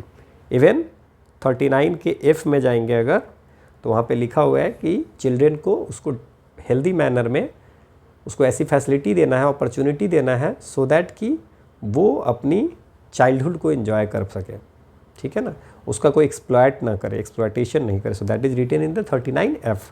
और 39A में लिखा हुआ है ना, कि citizen men and women equally have the right to an adequate means of livelihood. चाहे मेन हो चाहे वीमेन हो, सबको आपको right to adequate means of livelihood सबका अधिकार है ना। अगला है the state under part 4 of the constitution of India is required to secure. बोला क्या कि पार्ट 4 में एक आर्टिकल लिखी हुई है, उस आर्टिकल में लिखा हुआ है क्या क्या लिखा हुआ है पार्ट 4 में? फेयर वेज के बारे में लिखा हुआ है, living wage to all workers, living wage to all workers in the industrial sector only, living wage only to workers in the organise sector. पहली बात तो है कि अगर लिविंग वेज लिखा हुआ है तो इट्स नॉट कहीं पे भी ये नहीं किया हुआ है कि सिर्फ इसी के लिए, है ना। और फेयर वेज की कहीं बात नहीं किया हुआ है। हमारे संविधान के अनुच्छेद 43 में अगर आप जाइएगा 43 में, वहाँ पे लिविंग वेज फॉर वर्कर्स लिखा हुआ है कि स्टेट को सिक्योर करना पड़ेगा बाय द सुटेबल लेजिस्लेशन, है ना। कुछ एक्ट लेके आइए, जैसे भी लेके आइए, बट वर्कर्स को अपनी स्टैंडर्ड ऑफ लाइफ ठीक ठाक से जीने के लिए होनी चाहिए एक लिविंग वेज। तो लिविंग वेज जो है सो ये प्रोविज़न बी में आएगा। अगला है कि the provision of just and humane condition of work, है ना, ये आपको कॉन्स्टिट्यूशन ऑफ इंडिया में लिखा हुआ है। ये कौन से दूसरे एक्ट में लिखा हुआ है? Just and humane condition of work. क्या पेमेंट ऑफ वेजेस? यहाँ पे वेज पेमेंट की बात की गई, देयर वर्किंग कंडीशन की नहीं बात की गई है। एम्प्लॉयज़ कंपेंसेशन, यहाँ भी working condition, just and human condition of work जो हमारे कॉन्स्टिट्यूशन में लिखा हुआ है, वो किस आपको उसके लिए कौन सा आपको एक्ट जो है सो जिसमें ये लिखा हुआ है? Now payment of gratuity, gratuity के लिए है। नाउ द फैक्ट्रीज एक्ट 1948 जो है ये आपको जो है सो मैंडेट करता है कि जो वर्कर वर्क करते हैं फैक्ट्री में, उसके जो वर्किंग कंडीशन होनी चाहिए वो अच्छी होनी चाहिए। So the answer should be D. बहुत आसान क्वेश्चन है। अगला है, फिर से क्वेश्चन वही पूछ रहे हैं कि people's union for democratic right versus union of India air case. ये तीन क्वेश्चन, तीसरा क्वेश्चन है इसमें जिसमें ये पूछा गया है, ये किस चीज़ से रिलेटेड है? ना मैंने आपको बताया था कि एशियन गेम हो रही थी दिल्ली में, है ना। वहाँ पे एशियन गेम के लिए there are lots of construction project हो रही थी, और कंस्ट्रक्शन प्रोजेक्ट में कुछ अनियमितताएँ देखी गई, लेबर लॉ की वायलेशन देखी गई, है ना, कि मिनिमम वेजेस नहीं दी जा रही थी, फोर्स्ड लेबर कराई जा रही थी, चाइल्ड लेबर कराई जा रही थी, मेन और वीमेन को पेमेंट इक्वल नहीं मिल रही थी। इसके लिए फाइल की गई एक PIL, public interest litigation file की जाती है, किसके द्वारा? People's union for democratic right, है ना। और उसमें क्या है? Payment of minimum wage to the workers working in the various Commonwealth game project. बिल्कुल सही था। हेल्थ, वर्कर के हेल्थ से डील कर रहा था। Payment of wages to worker in brick kiln industries, payment of minimum wages to the workers working in Asian game project. अब मुझे बताइए, sorry, this is the Commonwealth game. मैंने इतनी बार आपको बताया है कि ये जो केस हुई थी वो एशियन गेम में जो कंस्ट्रक्शन प्रोजेक्ट था उसमें वेज, ये लोग लेबर लॉ का वायलेट कर रहे थे, चाइल्ड लेबर करा रहे थे, फोर्स लेबर करा रहे थे, वेजेस सही से नहीं दे रहे थे, इक्वल वेज नहीं दे रहे थे मेन वीमेन को। इस कारण से इस यूनियन इस PIL दाखिल की गई थी, ठीक है। तो किसके रिगार्ड, किससे केस था? Payment of minimum wages to the workers working in Asian game projects, ठीक है ना। ब्रिक और किल इंडस्ट्री में जो है सो ईट वाली इंडस्ट्री में के कारण केस नहीं हुआ था, है ना, एशियन गेम के कारण हुआ था। तो एक कीवर्ड भी याद आप रखेंगे तो क्वेश्चन बन जाता। अगला है कि which one among the following cases does not pertain to article 23 and 24 of the constitution of India. कुछ केसेज हैं इसमें, ठीक है ना। तो क्वेश्चन क्या पूछा है कि कौन से इसमें से 4 केसेज दिए हैं और बोले हैं कि कौन सा आर्टिकल 23 और 24 के वायलेशन वाला केस नहीं है, है ना। चलिए देखते हैं। Bangalore water supply and sewerage board, मैं बहुत सारे जितनी भी केसेज है ना, इंपॉर्टेंट केसेज है, वो मैं करा दूंगा आपको, ठीक है ना। 40 वीडियोज़ जो लेबर लॉज की है उसमें मैंने हर जिस एक्ट पे जब केस हुआ है ना वो हम करा देंगे, ठीक है।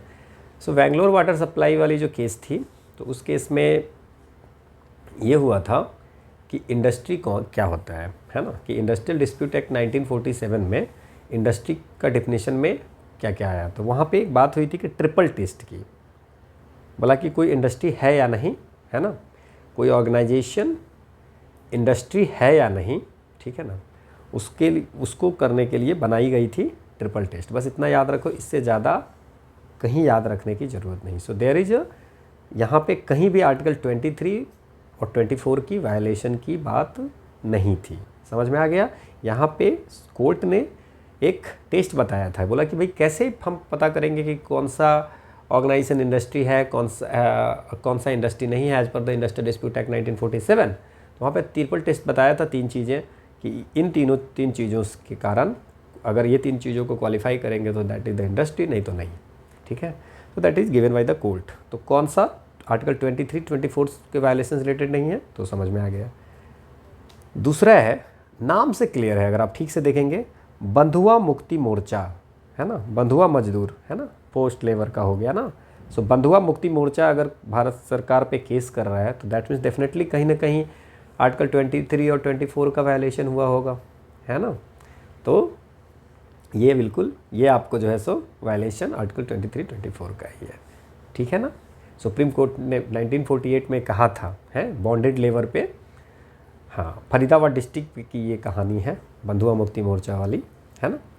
सुप्रीम कोर्ट ने यहाँ पे बोला था कि आपने वायलेशन सिर्फ इसका नहीं किया कि आपने फोर्स्ड लेबर, जो हमारे संविधान के अनुच्छेद 23 में फोर्स्ड लेबर को प्रोहिबिट किया गया है, सिर्फ उसी का वायलेशन नहीं किया है, आपने उसका भी वायलेशन, आर्टिकल 21 का भी वायलेशन किया है, बिकॉज आपने मजदूरी कराई, लेकिन उसकी भी जो लाइफ है, राइट टू लाइफ, है ना, उसको भी आपने कहीं ना कहीं, right to life with dignity, उसको भी कहीं ना कहीं आपने दरकिनार किया। तो आपने दोनों का वायलेशन किया है। ठीक है ना, क्लियर। तो ये आपको बंधुआ मुक्ति मोर्चा। दूसरा है MC Mehta versus state of Tamil Nadu case, ये बहुत फेमस हुआ था, है ना। ये आपको चाइल्ड लेबर के अगेंस्ट में था। तो अगेन 23, 24 चाइल्ड लेबर के अगेंस्ट में केस हुआ था कि माचिस की वहाँ पे एक फैक्ट्री हुआ करती थी। तो मैच स्टिक की जो फैक्ट्री थी उसको हैजार्डस माना जाता है ना, या फायरवर्क इंडस्ट्रीज वगैरह। शिवकाशी जगह था तमिलनाडु में। तो वहाँ पे सुप्रीम कोर्ट ने डायरेक्शन दिया था कि जितने भी चाइल्ड लेबर्स वगैरह हैं वहाँ पे, ठीक है, उसको रिहैबिलिटेट करो और वेलफेयर फंड बनाओ। तो MC मेहता केस बहुत इंपॉर्टेंट है ना। People's of union versus democratic right versus union of India, again 100 बार एक पेपर में 5-6 बार पूछ दिया ये क्वेश्चन आपको। So I am not going to discuss again. Asian game में आपको मिनिमम वेज नहीं मिल रही थी, है ना, चाइल्ड लेबर हो रहा था, फोर्स्ड लेबर हो रहा था, तो उन सब की वायलेशन के लिए। So A is the answer. One more thing, देखिए जब भी आप स्टडी करते हो तो स्टडी जो होता है वो पूरी पैकेज के साथ होती है। इट्स नॉट अबाउट कि आपने सिर्फ 40 वीडियो एक्ट का पढ़ लिया, प्रीवियस ईयर क्वेश्चन नहीं किया, क्योंकि ऐसा इट्स नॉट पॉसिबल कि सारा कुछ प्रीवियस ईयर क्वेश्चन वाला भी उसमें ऐड हो जाए या वहाँ वाला सारा यहाँ पे हो जाए, है ना। कहीं पे कुछ एक्सप्लेन हो जाता है, कहीं पे कुछ एक्सप्लेन नहीं होता है। तो इसलिए पूरी पैकेज अगर आप करके रखें, पूरी पढ़े तो पूरा पढ़ें, है ना, तो उससे आपको फ़ायदा होगा, अदरवाइज कोई सेंस नहीं है ना। अगला हमारा क्वेश्चन है, क्या है question, which one among the following cases was filed as a writ petition under article 32 of the Constitution of India which pertain to the occupational health hazards and disease to the workmen employed in asbestos की factory में ना जो asthma की बीमारी हो जाती है, नाक के अंदर जो है सो उसके जो कटती है तो धूल कन जाती है ना, लंग्स में सूज हो जाती है ना। तो इसके लिए केस किया, एक बार केस हुआ था, है ना, ठीक है, आर्टिकल 32 के तहत रिट पिटीशन दी गई थी। क्लियर, वो कौन सा केस था, ठीक है, क्लियर। हैजार्डस इसको एस्बेस्टस वाले को इसलिए मानते हैं बिकॉज उससे लंग्स खराब हो ही जाती है। So this is the consumer education research centre versus union of India के केस 1995 हुई थी, which is a PIL, public interest litigation, ठीक है ना। और वहाँ पे कि बताया गया था कि भैया कैसे भी ठीक कीजिए, there is severe health risk faced by the workers in asbestos mining. अभी भी है राजस्थान में एक गांव ऐसा है जहाँ पे आपको जो है सो लगभग सबको आपको जो है सो ये जो है सो सांस लेने में दिक्कत होती है, अस्थमा की बीमारी है, ठीक है, जहाँ पे वो वर्क होती है ना, एस्बेस्टस कटिंग वगैरह का। अगला क्वेश्चन है, अब देखिए अभी थोड़ी देर पहले हमने आपको डिस्कस किया था Sivakasi fire cracker case, Sivakasi Tamil Nadu में जगह है। MC Mehta versus state of Tamil Nadu का जो केस हुआ था चाइल्ड लेबर वाला, जिसमें सुप्रीम कोर्ट ने कहा था भैया जितने भी चाइल्ड लेबर से उसको रिहैबिलिटेट करो, हटाओ यहाँ से, कहीं पे रखो और वेलफेयर फंड बनाओ। सो that is the state of Tamil Nadu 1983, अच्छा सब, अच्छा दो है, एमसी मेहता वर्सेस तमिलनाडु। अच्छा ईयर भी याद रखना है फिर आपको, दिस इज 1983 और 1997, so this answer is 1997। MC Mehta versus जो केस है वो आपको 1997 की थी, ठीक है। अच्छा सबसे बड़ी बात क्या है ना, इतने क्वेश्चन बनाने वाले पता नहीं कहाँ से आए हैं। आप देखिए, मैं आपको एक चीज़ दिखाता हूँ। यहाँ पूछा है ना, इसमें बस इतना ही है ना कि एमसी मेहता तो सब पता ही कि एमसी मेहता केस हो गया।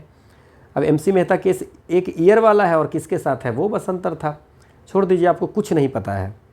आप देखिए, ये देखिए, MC Mehta versus state of Tamil Nadu case 1997।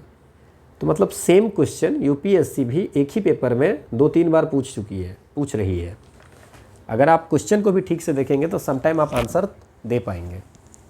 समझ में आया? देखो यहाँ पे लिखा हुआ ना, MC Mehta versus state of Tamil Nadu case 1997, बस यही ऑप्शन तो यहाँ पे मारना है, बस आई ओपन रहना चाहिए। अब उस क्वेश्चन को देखने के बाद भी ये क्वेश्चन अगर कोई गलती करेगा तो उसका कुछ नहीं हो सकता है। ईयर बता दिया, ईयर 1997 एक ही ऑप्शन में ही है, तो वैसे भी आंसर हो जाएगा ऐसा। क्लियर? समझ में आया? अगला है कि which one among the following provision of the constitution of India enables the state to impose compulsory service for public purpose. संविधान के किस आर्टिकल में ये लिखा हुआ है कि कोई राज्य, कोई स्टेट अगर मतलब कि या देश, कंट्री अगर चाहे किसी को कि कंपल्सरी सर्विस, पब्लिक के लिए कंपल्सरी सर्विस करवाना है तो करवा सकता है। क्या 25 में लिखा हुआ है? 25 में तो freedom of conscience and free profession, practice and propagation of religious, आप कोई भी रिलीजियस को प्रोपेगेट कर सकते हो, प्रैक्टिस कर सकते हो, है ना। So that is written in 25, तो वो होगा नहीं। 24 में है कि बच्चों को किसी फैक्ट्रीज में, है ना, 14 साल से कम के बच्चों को किसी फैक्ट्री, माइन जहाँ, है ना, या कोई भी हैजार्डस एम्प्लॉयमेंट जहाँ होती हो वहाँ पे एम्प्लॉयमेंट नहीं करवानी है। सो 24 हो गया। आर्टिकल 23 1 बचा और आर्टिकल 23 2। नाउ आर्टिकल 23 आपको पता है, prohibition of traffic in human beings and forced labour, है ना। फोर्स्ड लेबर आप नहीं करवा सकते हो। तो 23 के 1 में लिखा हुआ है कि ट्रैफिक, ह्यूमन बीइंग का ट्रैफिकिंग या बेगार या ऐसा कोई भी फोर्स्ड लेबर होगा तो वो प्रोहिबिटेड है। लेकिन 23(1) में लिखा हुआ है, 23(2) में एक चीज़ लिखा हुआ है कि लेकिन अगर स्टेट कहीं चाहे, ठीक है, तो कोई सर्विस को बिना डिस्क्रिमिनेशन किए हुआ, कोई डिस्क्रिमिनेशन नहीं करके, ना रिलीजन, न रेस, न सेक्स, न कास्ट, न क्लास, किसी का भी डिस्क्रिमिनेशन बिना किए हुए स्टेट अगर चाहे तो वो कंपलसरी सर्विस इम्पोज कर सकती है पब्लिक पर्पस के लिए। कि भैया जैसे कोविड के समय में अगर गवर्नमेंट चाहती है कि कुछ लोगों को हम कंपलसरी, आप सबको ड्यूटी करनी ही है किसी भी ड्यूटी को, तो that is the compulsory service, तो गवर्नमेंट ऐसा कर सकती है। That is written in article 23, है ना, that not comes under the forced labour. Which one among the following propositions was laid down by the Supreme Court in Randhir Singh versus union of India case होती है 1982 में। उसमें supreme court क्या कहती है? Equal pay for equal work. ये concept है, principle of equal pay for equal work. ये आपको जो है सो Randhir Singh versus union of India case में सुप्रीम कोर्ट ने ये प्रिंसिपल दी थी, ठीक है ना, equal pay for equal. Which of the following legislation related to Article 23(1) of the Constitution of India? Article 23 में क्या कहते हैं? फोर्स्ड लेबर नहीं करने देंगे। अब देखिए ना, 23 पे ही कितने बार क्वेश्चन पूछ दिया कि traffic in human beings, begar and कोई भी तरह का फोर्स्ड लेबर जो है सो आप नहीं करवा सकते हो, है ना। तो भाई ये नहीं करवा सकते हैं, तो इसके लिए कोई एक्ट आया था। सो नाउ कौन सा एक्ट है वो, है ना। तो ये जो एक्ट था, तो फोर्स्ड लेबर क्या हो गया? बंधुआ मजदूरी, है ना। So the bonded labour act, child वाली तो बात नहीं है ना। द बॉन्डेड लेबर एक्ट जो है सो उसी लिए आया होगा। क्लियर? समझ में आया? फोर्स्ड लेबर के लिए तो यही एक्ट है, बंधुआ मजदूर वाला। ये करेंट अफेयर्स का क्वेश्चन है तो ज़्यादा घबराना नहीं है, है ना। Which one of the following statement is not correct with regard to the decision of the Supreme Court in employees provident fund organisation EPFO and Sunil Kumar की एक केस हुई थी, स्पेशल लीव पिटीशन है ना, SLP 2019 में केस हुई थी, उसमें 2022 के नवंबर में इसकी जजमेंट आई थी, है ना।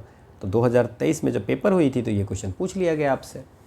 तो पूछ रहा है कि इस जजमेंट में सुप्रीम कोर्ट ने क्या नहीं कहा, मतलब इससे रिलेटेड क्या नहीं है, ठीक है। तो क्या हुआ, all employees who had retired prior to 1 September 2014 were entitled to benefits of the decision in the above case, ठीक है, पहला। दूसरा है 1 सितंबर 2024 है ना, ऑल नहीं है इसमें, है ना, इसमें सबको नहीं है, ठीक है ना। एम्प्लॉयज पेंशन स्कीम थी, है ना, इम्प्लीमेंट, ये जो केस हुई थी ना, वो एम्प्लॉयज पेंशन स्कीम जो 1995 में आई थी, उसको किस पे इम्प्लीमेंट हो रहा है किस पे नहीं हो रहा है, उसके लिए केस हुई थी। तो उसमें कहा गया था कि हर वो एम्प्लॉय जो रिटायर कर रहे हैं 1 सितंबर 2014 से पहले रिटायर किए हैं, है ना, और अगर उन्होंने ऑप्शन किया होगा EPS का तो उनको मिलेगा, अदरवाइज नहीं मिलेगा, मतलब सबको तो नहीं मिलेगा। तो नॉट पूछ रहा है, तो पहला ही आंसर आपका सही हो गया।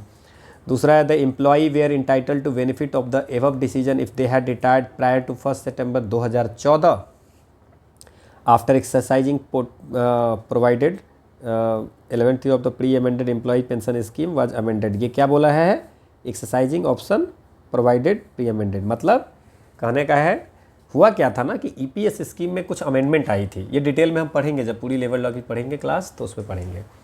तो EPS स्कीम में कुछ अमेंडमेंट आई थी, तो उस अमेंडमेंट में कुछ लोग जो है सो रह जा रहे थे, ठीक है ना, उसी कारण से ये केस हुई थी। और फिर सुप्रीम कोर्ट ने कहा था, फिर उसमें डेट वगैरह लगाया था कि नहीं, इससे पहले जो रिटायर कर रहे हैं बट वो अगर अप्लाई कर किए हुए हैं तो उनको मिलेगा, नहीं अप्लाई किए हुए हैं तो फिर नहीं मिलेगा। तो ये सारी चीज़ें उसमें ठीक थी, ठीक है।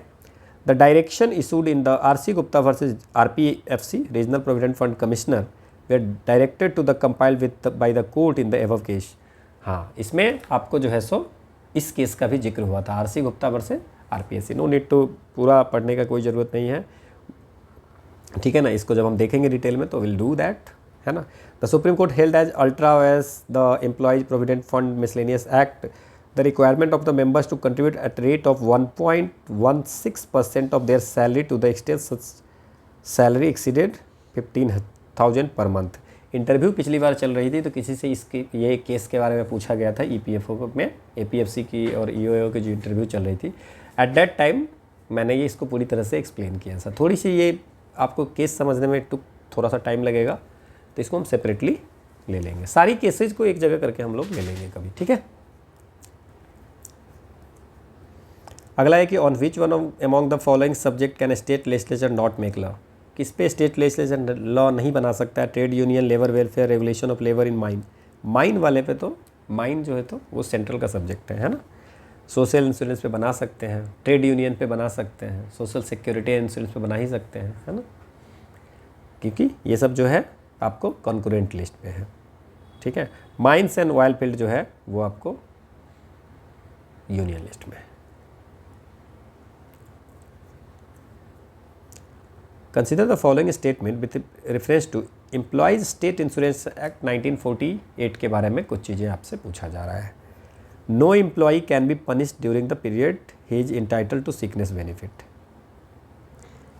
इसमें पूछ रहा है कि क्या ऐसा कोई प्रोविज़न है।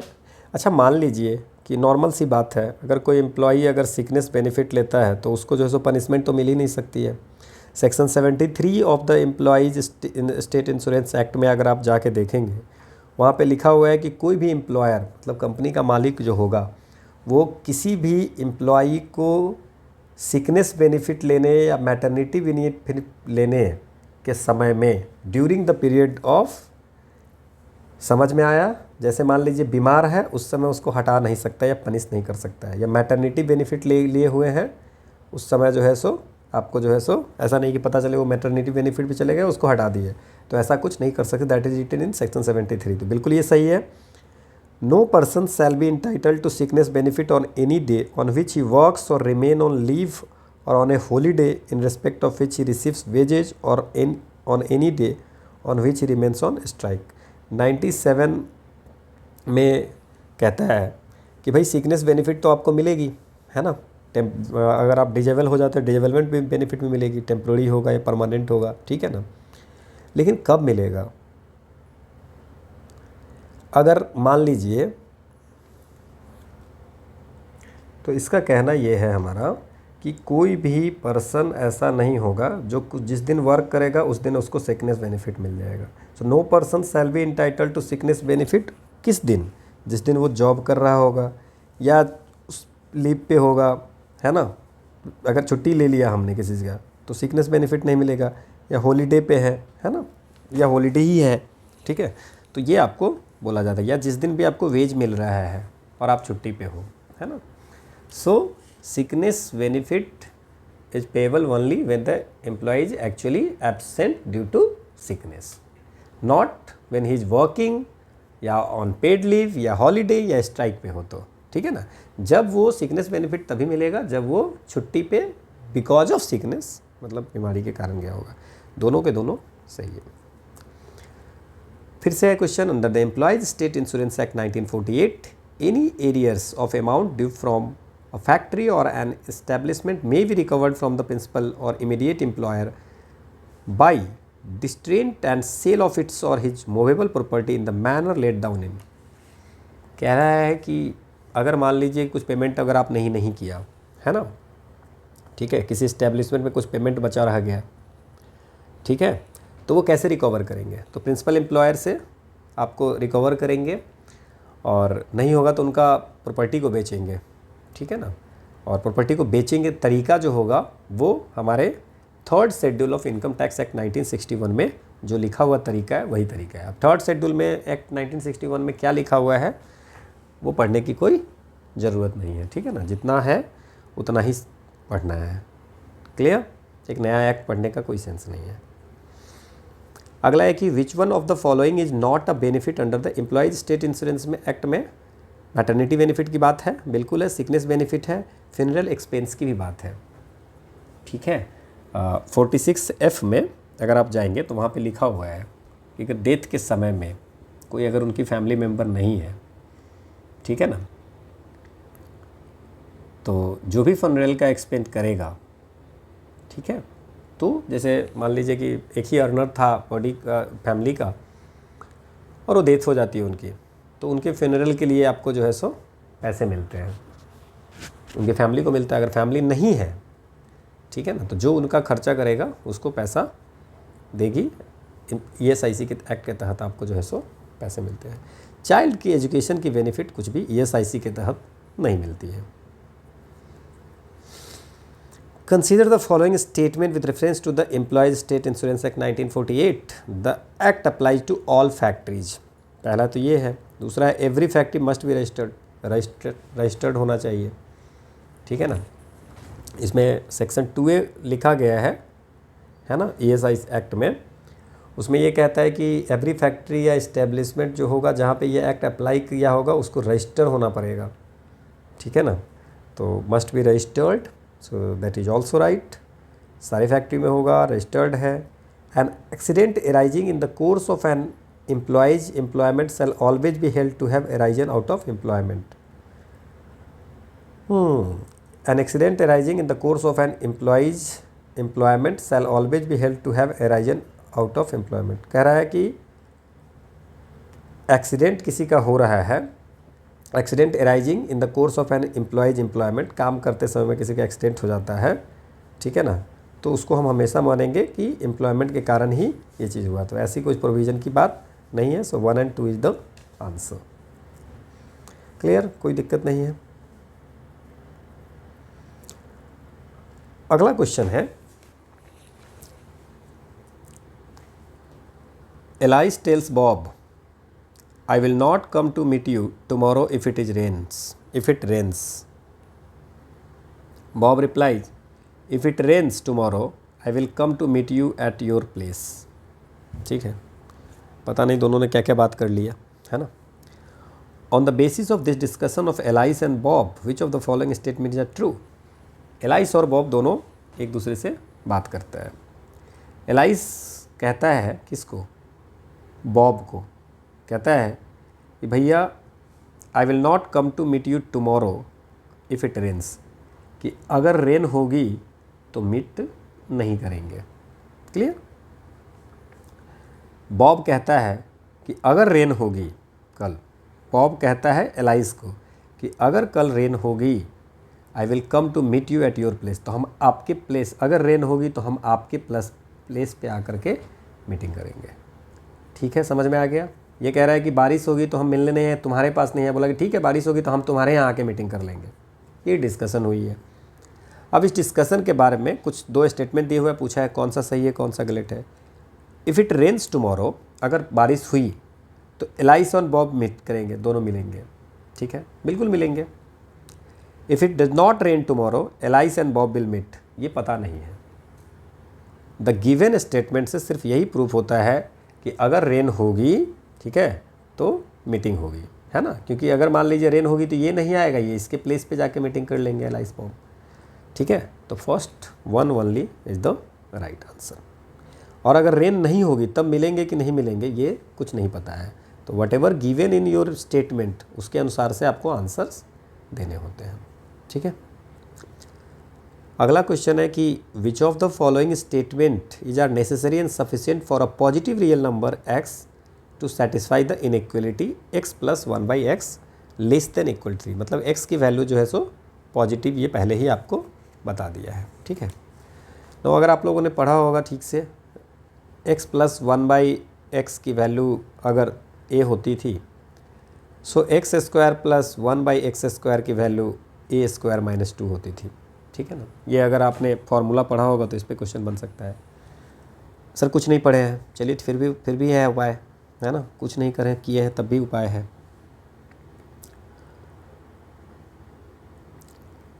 x प्लस 1/x का वैल्यू मानते हैं 3 है, so x² plus 1/x² plus 2 into x into 1/x equal to 9, दोनों को स्क्वायर कर दिए। Now x² plus 1/x² is equal to 9, ये x कैंसिल हो गया, -2 विच इज़ 7।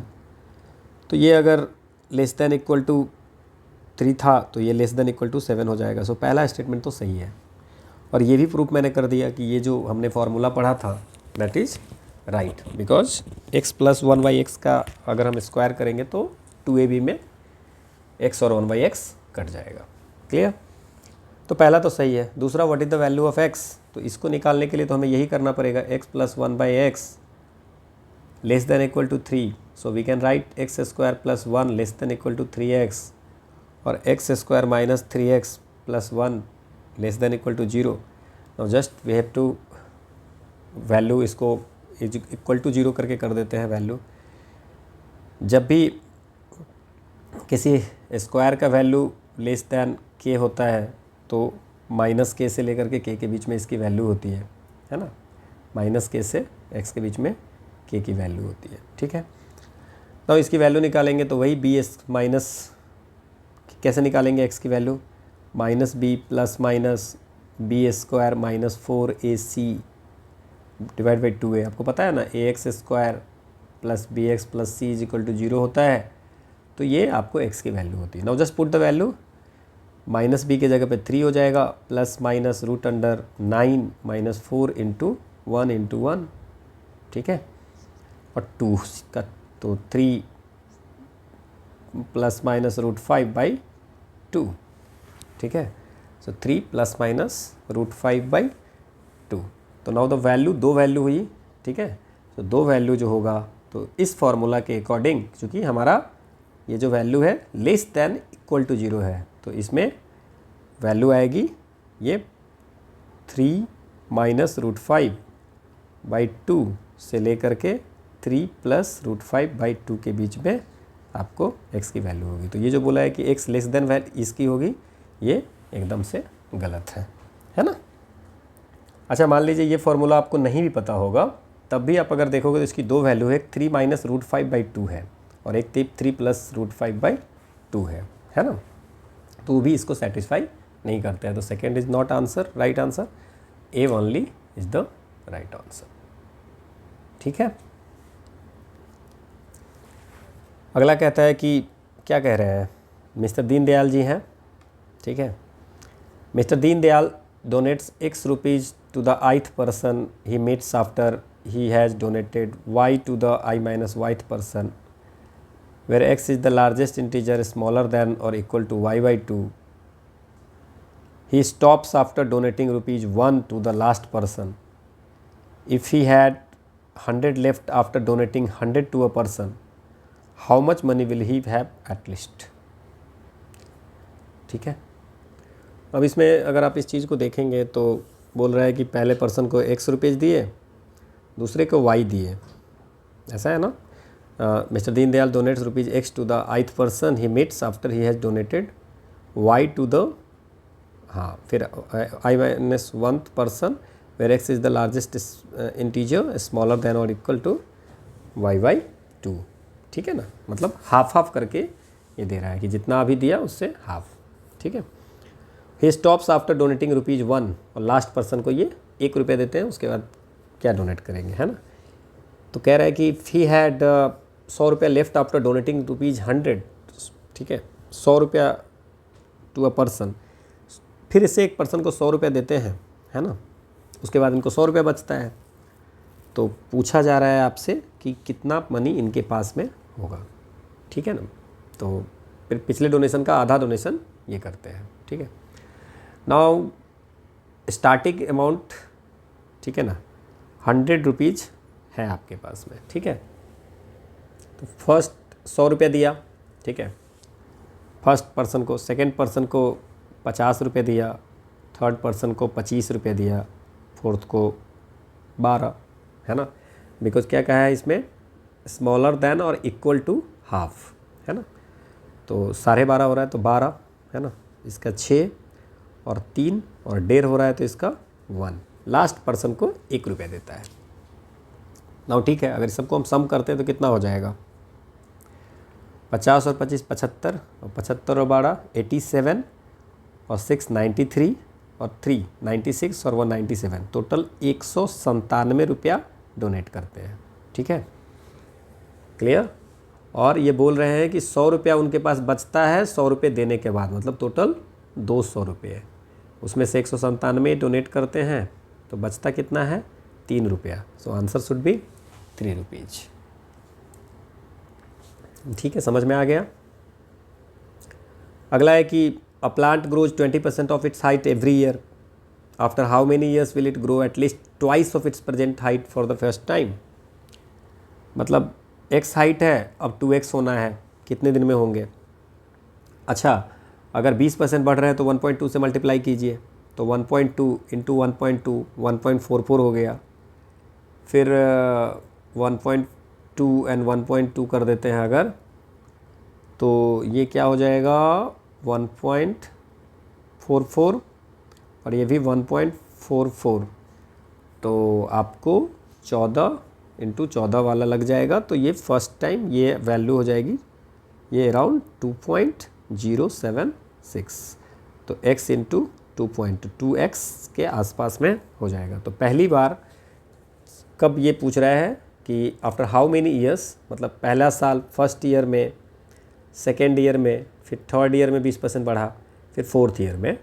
ठीक है, तो 2 गुना होगा फोर्थ ईयर में, क्योंकि हमने कैलकुलेशन करके देखा है कि ट्वाइस, ये 2 जो वैल्यू आ रही है वो आ रही है 1.2 को 4 बार मल्टीप्लाई करने से. ठीक है, 2 या उससे अधिक. अगला है कि a packet of chewing gum cost ₹5. Along with each packet you receive 2 coupons.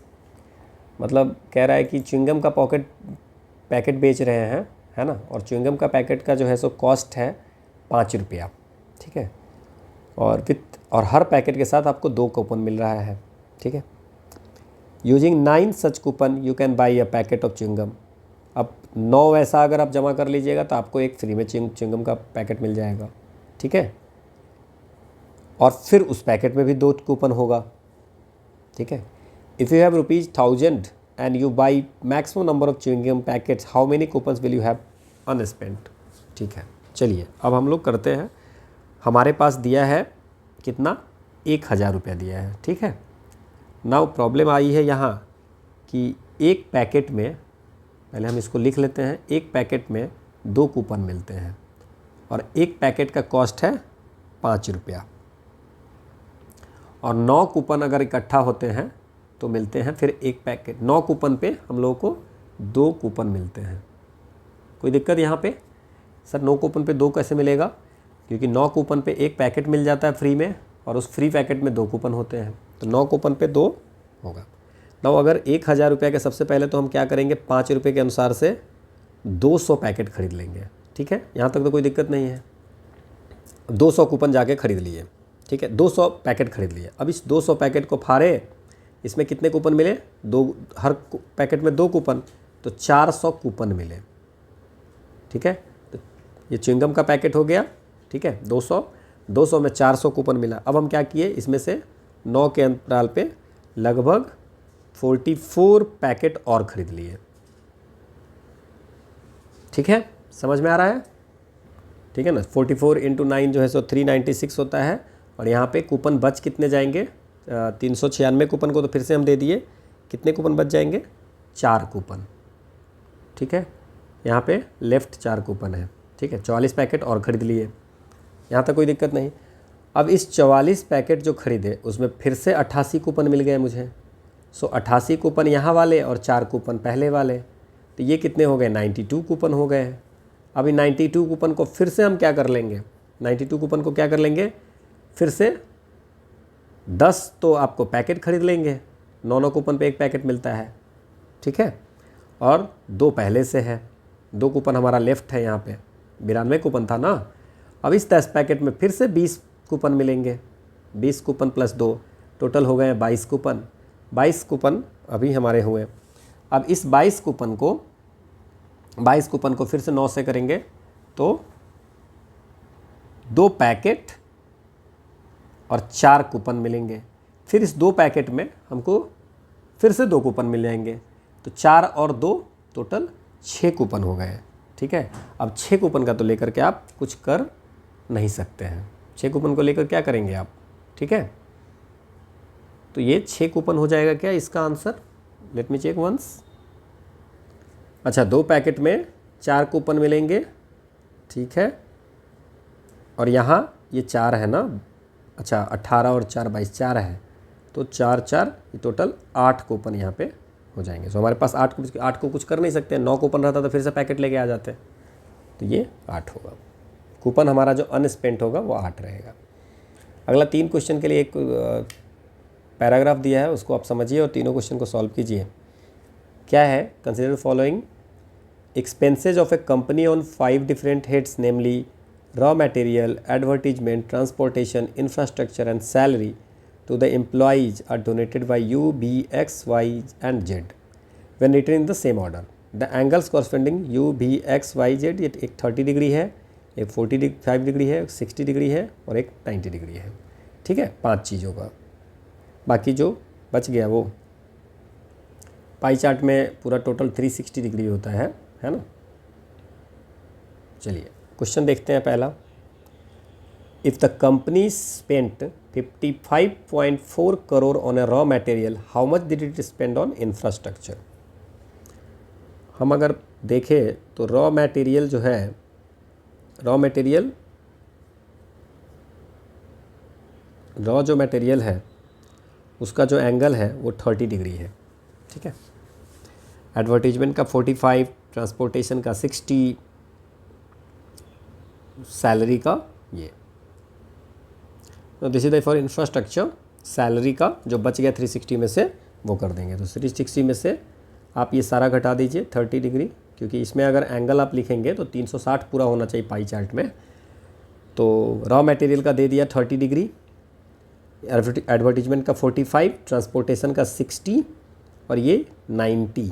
ठीक है, तो सैलरी का कितना हो जाएगा? 360 minus 30 minus 45 minus 60 minus 90 which comes to 135। ठीक है, सो 135 मतलब सैलरी 135 डिग्री। ठीक है, इतना। नाउ अब हमें कह रहा है कि रॉ मटेरियल पे जो कॉस्ट हुई है वो रॉ मटेरियल 30 डिग्री है और उस पर कॉस्ट जो हुई है 55.4। तो हम लोग क्या कर सकते हैं कि अगर 30 डिग्री पे 55.4 है, ठीक है, तो 360 डिग्री पे कितना हो जाएगा? 12 से मल्टीप्लाई करेंगे, 55.4 इंटू 12 कर दीजिए। क्लियर, 55.4 इंटू 12, तो ये हो जाएगा आपको 664 इंटू 8 करोड़ रुपीज़। मतलब पूरे पे खर्चा जो है सो ये आपको 664.8 करोड़ हो गया, पूरा टोटल खर्चा, चाहे उसमें हर कुछ इंक्लूड हो गया, advertisement, raw material, transportation. 30 degree पे इतना आपको बोल रहा है कि स्पेंड हुआ है, तो इसका मतलब पूरे काम पे इतना एक्सपेंड हुआ है, एंगल के अनुसार से निकाल दिए। तो आपसे पूछ रहा है कि इंफ्रास्ट्रक्चर पे कितना हुआ है। सो इंफ्रास्ट्रक्चर का एंगल कितना है, 90 डिग्री है, 90 डिग्री। तो हम लोग ये भी कर सकते थे यहाँ पे कि 30 डिग्री का ये है 55.4, तो 90 डिग्री का कितना हो जाएगा 55.4 इंटू 3। तो ये भी हम लोग आंसर ऐसे भी करके लिख सकते थे इसका, ठीक है। सो 166.2 करोड़, या पूरा में करके एंड देन फिर आप भी निकाल सकते हो। अगला है कि if the company spent 465 crore on paying salaries, मतलब 135 degree is equal to 465 crore, क्योंकि मैंने सैलरी का बताया कि एंगल 135 डिग्री है। What was its total expenditure on these 5 sets. अब टोटल एक्सपेंडिचर 5 पे पूछ रहा है। सो 135 पे इतना है तो 360 पे कितना होगा, है ना। तो 1 डिग्री पे कितना हो जाएगा 465 करोड़, 465 वर्से 135, तो 360 डिग्री पे अगर करेंगे तो 465 बट्टे 135 इंटू 360। क्लियर, समझ में आ गया। तो अगर इसको आप कैलकुलेट करते हो तो क्या हो जाएगा आपका, ये हो जाएगा 1240 करोड़ रुपया टोटल पे खर्चा। अगर ऐसा होगा तो 1240 करोड़ आंसर हो जाएगा आपका, ठीक है। अगला है कि what percentage of its expenses was on advertisement. तो एडवर्टीजमेंट कितना परसेंट एक्सपेंस है, तो एंगल में दिया हुआ है ना। तो हम लोग एडवर्टीजमेंट पे 45 डिग्री आपका खर्चा है, ठीक है ना। सो 45 डिग्री है, तो उसको अगर हमें परसेंटेज में करना होगा तो टोटल 360 है, इंटू 100 कर दीजिए। तो 45 बत्ते 360 गुने 100 अगर आप करेंगे तो इसका आपको आंसर मिल जाएगा, दैट इज़ द 12.5%, ठीक है। 45 डिग्री, ठीक है ना, 360 डिग्री टोटल है, उसमें 45 डिग्री है, तो कितना परसेंट हुआ, विच इज द 12.5%। अगला है कि what should come in place of the question mark SCDT, ठीक है, PQR STU, तो फिर V होगा, V है ना, W CDE FGHI, तो V के बाद I हो जाएगा, DEFG है ना, तो GHIJ,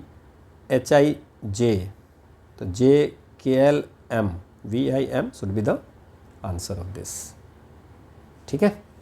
बस देख लो क्रोनोलॉजी कैसे बैठा है।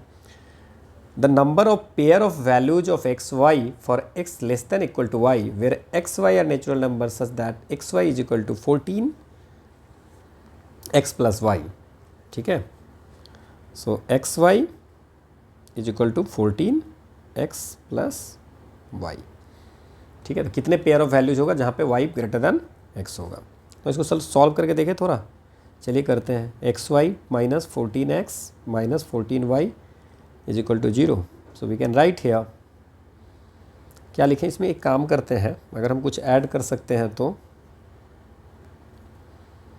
इसमें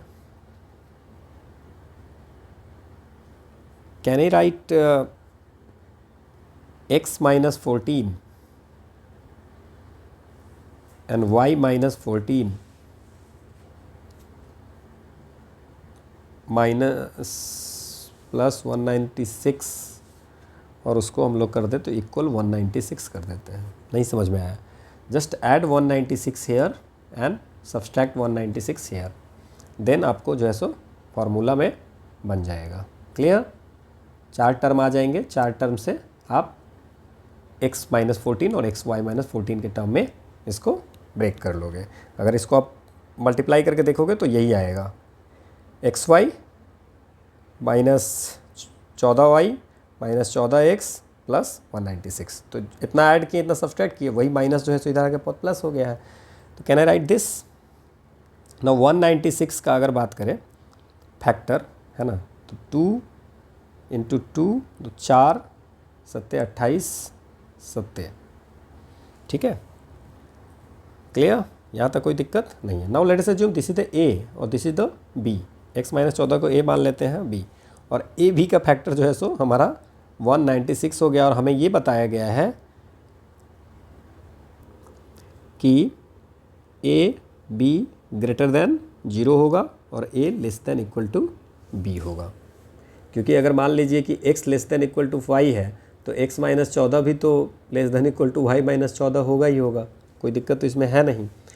तो मतलब इसी का फैक्टर तोड़िए ना कि दो फैक्टर एक्स वाई का, x 196 हो सकता है, एक 196 हो सकता है, या 298 हो सकता है a डॉट बी, यहाँ पे 449 हो सकता है, या 728 हो सकता है, इधर वाला हमेशा b बड़ा होना चाहिए ना, और या 14 या इक्वल होना चाहिए। तो इसको 14 मतलब ऐसे 5 हो सकते हैं, 1 2 3 4 एंड 5। समझ में आया 196 कहाँ से आया? हम इसको ब्रेक करने के लिए we added 196 and subtract 196। The summer Olympics of 2028 will be held at. अब समर ओलंपिक्स जो है सो 2028 का कहाँ पे होगा, ये क्वेश्चन है। तो 2028 में लॉस एंजलिस में है। अगर आप 32 का याद रखना है तो दैट इज़ द ब्रिस्बेन, ठीक है, तो ये भी याद रख सकते हैं, क्वींसलैंड। अगला है कि which football team became the champion of the English premier league. 2023 में कौन सी फुटबॉल टीम थी जो इंग्लिश प्रीमियर लीग जीती थी? तो 23-24 में आपको मैनचेस्टर सिटी जीती थी, 2024-25 में आप नया वाला याद रखें ना, लिवरपूल, ये जीता था, ठीक है। अगला है कि which one of the following countries conferred its highest civilian honour of the country on the prime minister of India. मई 2023 में किस कंट्री ने प्रधानमंत्री भारत सरकार को हाईएस्ट सिविलियन ऑनर से नवाजा था? ऑस्ट्रेलिया है, फिजी है, न्यूजीलैंड है और जापान है। तो उस समय तो फिजी का किए थे। अभी रिसेंट का लिस्ट आप देख सकते हो, रिसेंट में किसको, क्योंकि क्वेश्चन पूछेगा तो रिसेंट में पूछेगा, है ना। जैसे 9 जुलाई को ये आपको नामीबिया से मिला था, फिर ब्राज़ील है, फिर त्रिनिदाद टोबैगो है, गाना का कंट्रीज नेशनल ऑनर मिला था, सिप्रस का हाईएस्ट सिविलियन ऑनर मिला था। तो ये सब चीज़ें याद रख सकते हैं कि हाल में प्राइम मिनिस्टर को कहाँ पे हाईएस्ट सिविलियन ऑनर मिला है। Which Indian sportsman won gold for India in the archery world cup held in the Shanghai in the year 2023। होती है आर्करी वर्ल्ड कप कहाँ पे? संघाई चाइना में। कहाँ? 2023 में। तो उसमें पूछ रहा है कि किस इंडियन को आपको मिला था गोल्ड मेडल। तो ये तो पुराना हो गया है, तो पूछेगा नहीं, करेंट अफेयर्स में है। बट अगर आप आर्करी वर्ल्ड कप फाइनल में 2024 में 2024 जो हुई थी मैक्सिको में, लेटेस्ट वाला, उसमें जो है सो दीपिका कुमारी को सिल्वर मेडल मिला था, ठीक है ना। सिल्वर मेडल, गोल्ड नहीं मिला था, क्या मिला था? सिल्वर मेडल मिला था। अगला है कि what was the name of the search and rescue operation carried out by the NDRF in the aftermath of the earthquake in Turkey. कह रहा है कि फरवरी 2023 में तुर्की में आई थी भूकंप, और उस भूकंप में एनडीआरएफ की टीम ने ऑपरेशन किया था, रेस्क्यू ऑपरेशन किया था। उस रेस्क्यू ऑपरेशन का नाम क्या है? ऑपरेशन सहायता, ऑपरेशन सहयोग, ऑपरेशन दोस्त, ऑपरेशन हिम्मत। तो ये है ऑपरेशन दोस्त, ठीक है। तुर्की में भूकंप आई थी उस समय।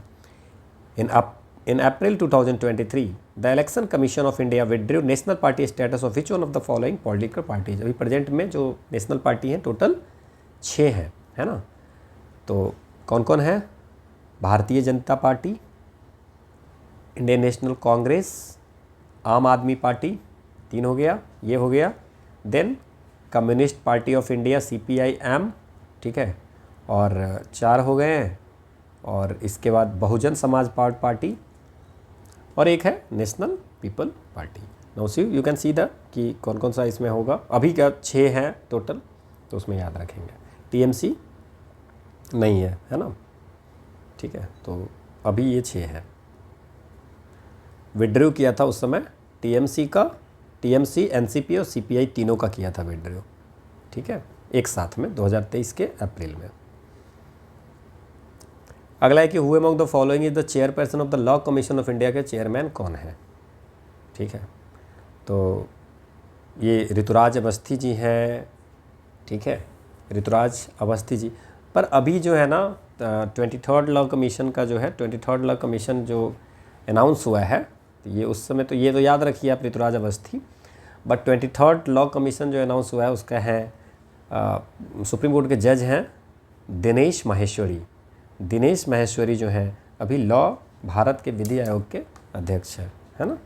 तो ये आपको अभी नया अपॉइंटमेंट हुई है, तो दिनेश माहेश्वरी जी का नाम याद रखेंगे, क्योंकि पूछेगा तो न्यू पूछेगा, ओल्ड तो पूछेगा नहीं उतना ज़्यादा। अपॉइंटमेंट्स में तो वैसे भी ओल्ड नहीं पूछते हैं। Who heads the committee constituted to review the national pension, NPS को रिव्यू करने के लिए। हुआ क्या कि ओल्ड पेंशन स्कीम की डिमांड बढ़ती चली गई, तो फिर एनपीएस में क्या खामियां है और कैसे ठीक किया सकता है जिससे लोगों का विश्वास जीता जाए न्यू पेंशन स्कीम और ओल्ड पेंशन स्कीम का। तो उसके लिए एक कमेटी बनाई गई। उस कमेटी का हेड कौन थे, तो ये थे टीबी सोमनाथन, है ना, ये union finance secretary of India थे, और इनके नेतृत्व में एक कमेटी बनाई गई थी मार्च 2023 में कि भैया गवर्नमेंट एम्प्लॉयज़ के लिए जो पेंशन स्कीम है ना, उसको कैसे इम्प्रूव किया सकता है और कैसे फिजिकल बर्डन ना हो, इसको भी पूछा गया था, है ना।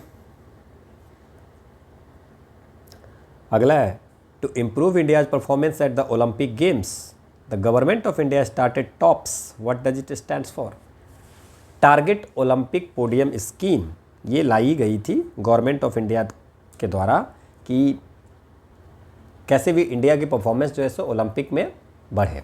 ये 2014 में ये स्कीम लाई गई थी ministry of youth affairs and sports government of India के द्वारा, और इसमें इनका प्लानिंग ये था कि आइडेंटिफाई करना है कि कौन पोटेंशियल मेडल विनर्स है, उसको ग्रूम करना है, उसको ट्रेनिंग देना है ना, फाइनेंशियल असिस्टेंस देना है, ठीक है ना, इक्विपमेंट्स देने हैं, सो दैट कि वो इंटरनेशनल कंपटीशन के लिए तैयार हो पाए। बाकी जो भी और जो फैसिलिटीज उनको चाहिए वो देंगे under the target Olympic podium scheme. अगला है कि who among the following was not one of the gold medalist for India at the IBF women's world boxing championship 2023। तो 2025 वाला आप याद रख लीजिए, वर्ल्ड बॉक्सिंग कप 2025 में जो चैंपियनशिप हुई है उस वहाँ पे कहाँ हुई है, ये हुई है ब्राज़ील में। और इंडिया में कौन कौन जीते हैं, Hitesh ji gold medal, Avinash Jamwal silver medal. तो गोल्ड वाला याद रख लीजिए Hitesh Gulia, world boxing cup जो ब्राज़ील में हुई है ना। बाकी विशाल, सचिन, मनीष, जादूमणि, अविनाश, हितेश, सबका नाम याद रख सकते हैं, है ना। This is all about for today's session and this is the quote of the day that success all depends on the second letter, that means you. It's all about you. आप कैसे पढ़ते हो, आप कैसे चीज़ों को लेते हो, उसी पे सारा कुछ डिपेंड करता है ना। सक्सेस मतलब तीसरे पर्सन चौथे पर्सन से डिपेंड नहीं करता है। So this is you, you are the sole responsible for your success or your failure, no one else. So you can't blame anyone in your life that because of that reason or that, क्योंकि आपसे ही बहुत बुरे situations में लोग रह करके अच्छा कर किए हैं और अभी भी कर रहे हैं अच्छा। ऐसा नहीं है कि सबके पास फैसिलिटी, मतलब इफ़ यू थिंक दैट कि आपकी सिचुएशन अच्छी नहीं है तो आप ये मान के चलिए कि आपसे ख़राब सिचुएशन में रह के लोग बहुत अच्छा काम कर रहे हैं, ठीक है। तो इसके लिए the only person responsible is you. So this is all about for the ALC 2023 paper. हमने ALC के सारे पेपर जो किए हैं 2015 से लेकर के 2023 तक जितनी पेपर हुई है वो हमने कंप्लीट कर लिए हैं, उसी डिटेल एनालिसिस की है। बाकी कुछ एक्ट वगैरह जब पढ़ोगे तो उसमें भी बहुत सारी चीज़ें आपको मिल जाएगी। Then enforcement officer, account officer, APFC की एग्जामिनेशन है। ये दोनों एग्जामिनेशन ALC LEO हो या इन्फोर्समेंट ऑफिसर APFC, दोनों एग्जामिनेशन जो है सो UPSC कंडक्ट कराती है। और दोनों ऑर्गेनाइजेशन में labour laws, labour welfare, industrial relation, social security के क्वेश्चन पूछे जाते हैं।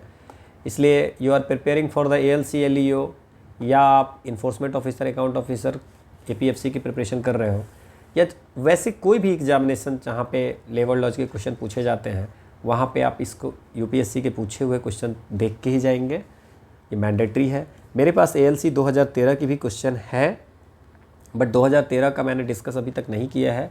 रीज़न ये है 2013 के क्वेश्चन की पैटर्न अलग थी, 100 क्वेश्चन पूछे जाते थे, ठीक है, और बहुत सारी चीज़ें अब उसमें चेंज भी हो गई है क्योंकि एक्ट्स में भी धीरे धीरे चेंज होती आई है ना। तो फिर भी स्टिल अगर आप देखना चाहेंगे या टाइम परमिट होगा तो मैं आपको करा दूंगा उसको। बाकी उसमें जो अच्छे क्वेश्चन हो गया वो हम जो MCQ सेशन करेंगे उसमें हम आपको करा देंगे, ठीक है। इन सब की PDF आपको मिल जाएगी। You have to submit your PDF अगर आपको चाहिए, because these PDFs are used by the lots of people. उसका जो है सो पेड कोर्स वाले इस PDF का यूज़ करते हैं, तो इसलिए ये PDF आपको, if you want this PDF then you have to submit your mail ID and then I will send you it to you, ठीक है। तो मैं गूगल फॉर्म आपको शेयर कर दूंगा, ठीक है, वहाँ पे आप मुझे मेल ID सेंड करना। एंड इवन जो 40 वीडियोज़ की सीरीज होगी वहाँ पे द सेम थिंग्स होगा। You have to register and then I will send after completion of each class will send you the PDF individually. उससे फ़ायदा क्या होगा कि अगर आप किसी को शेयर करोगे और वो कहीं ग्रुप में जाएगा तो वो मुझे पता चल जाएगा कि ये कहाँ पे शेयर हुआ है और किसने शेयर किया है, ठीक है, तो उस पर फिर एक्शन लिया जा सकेगा। So thank you all for watching, will meet soon with the 40 videos series.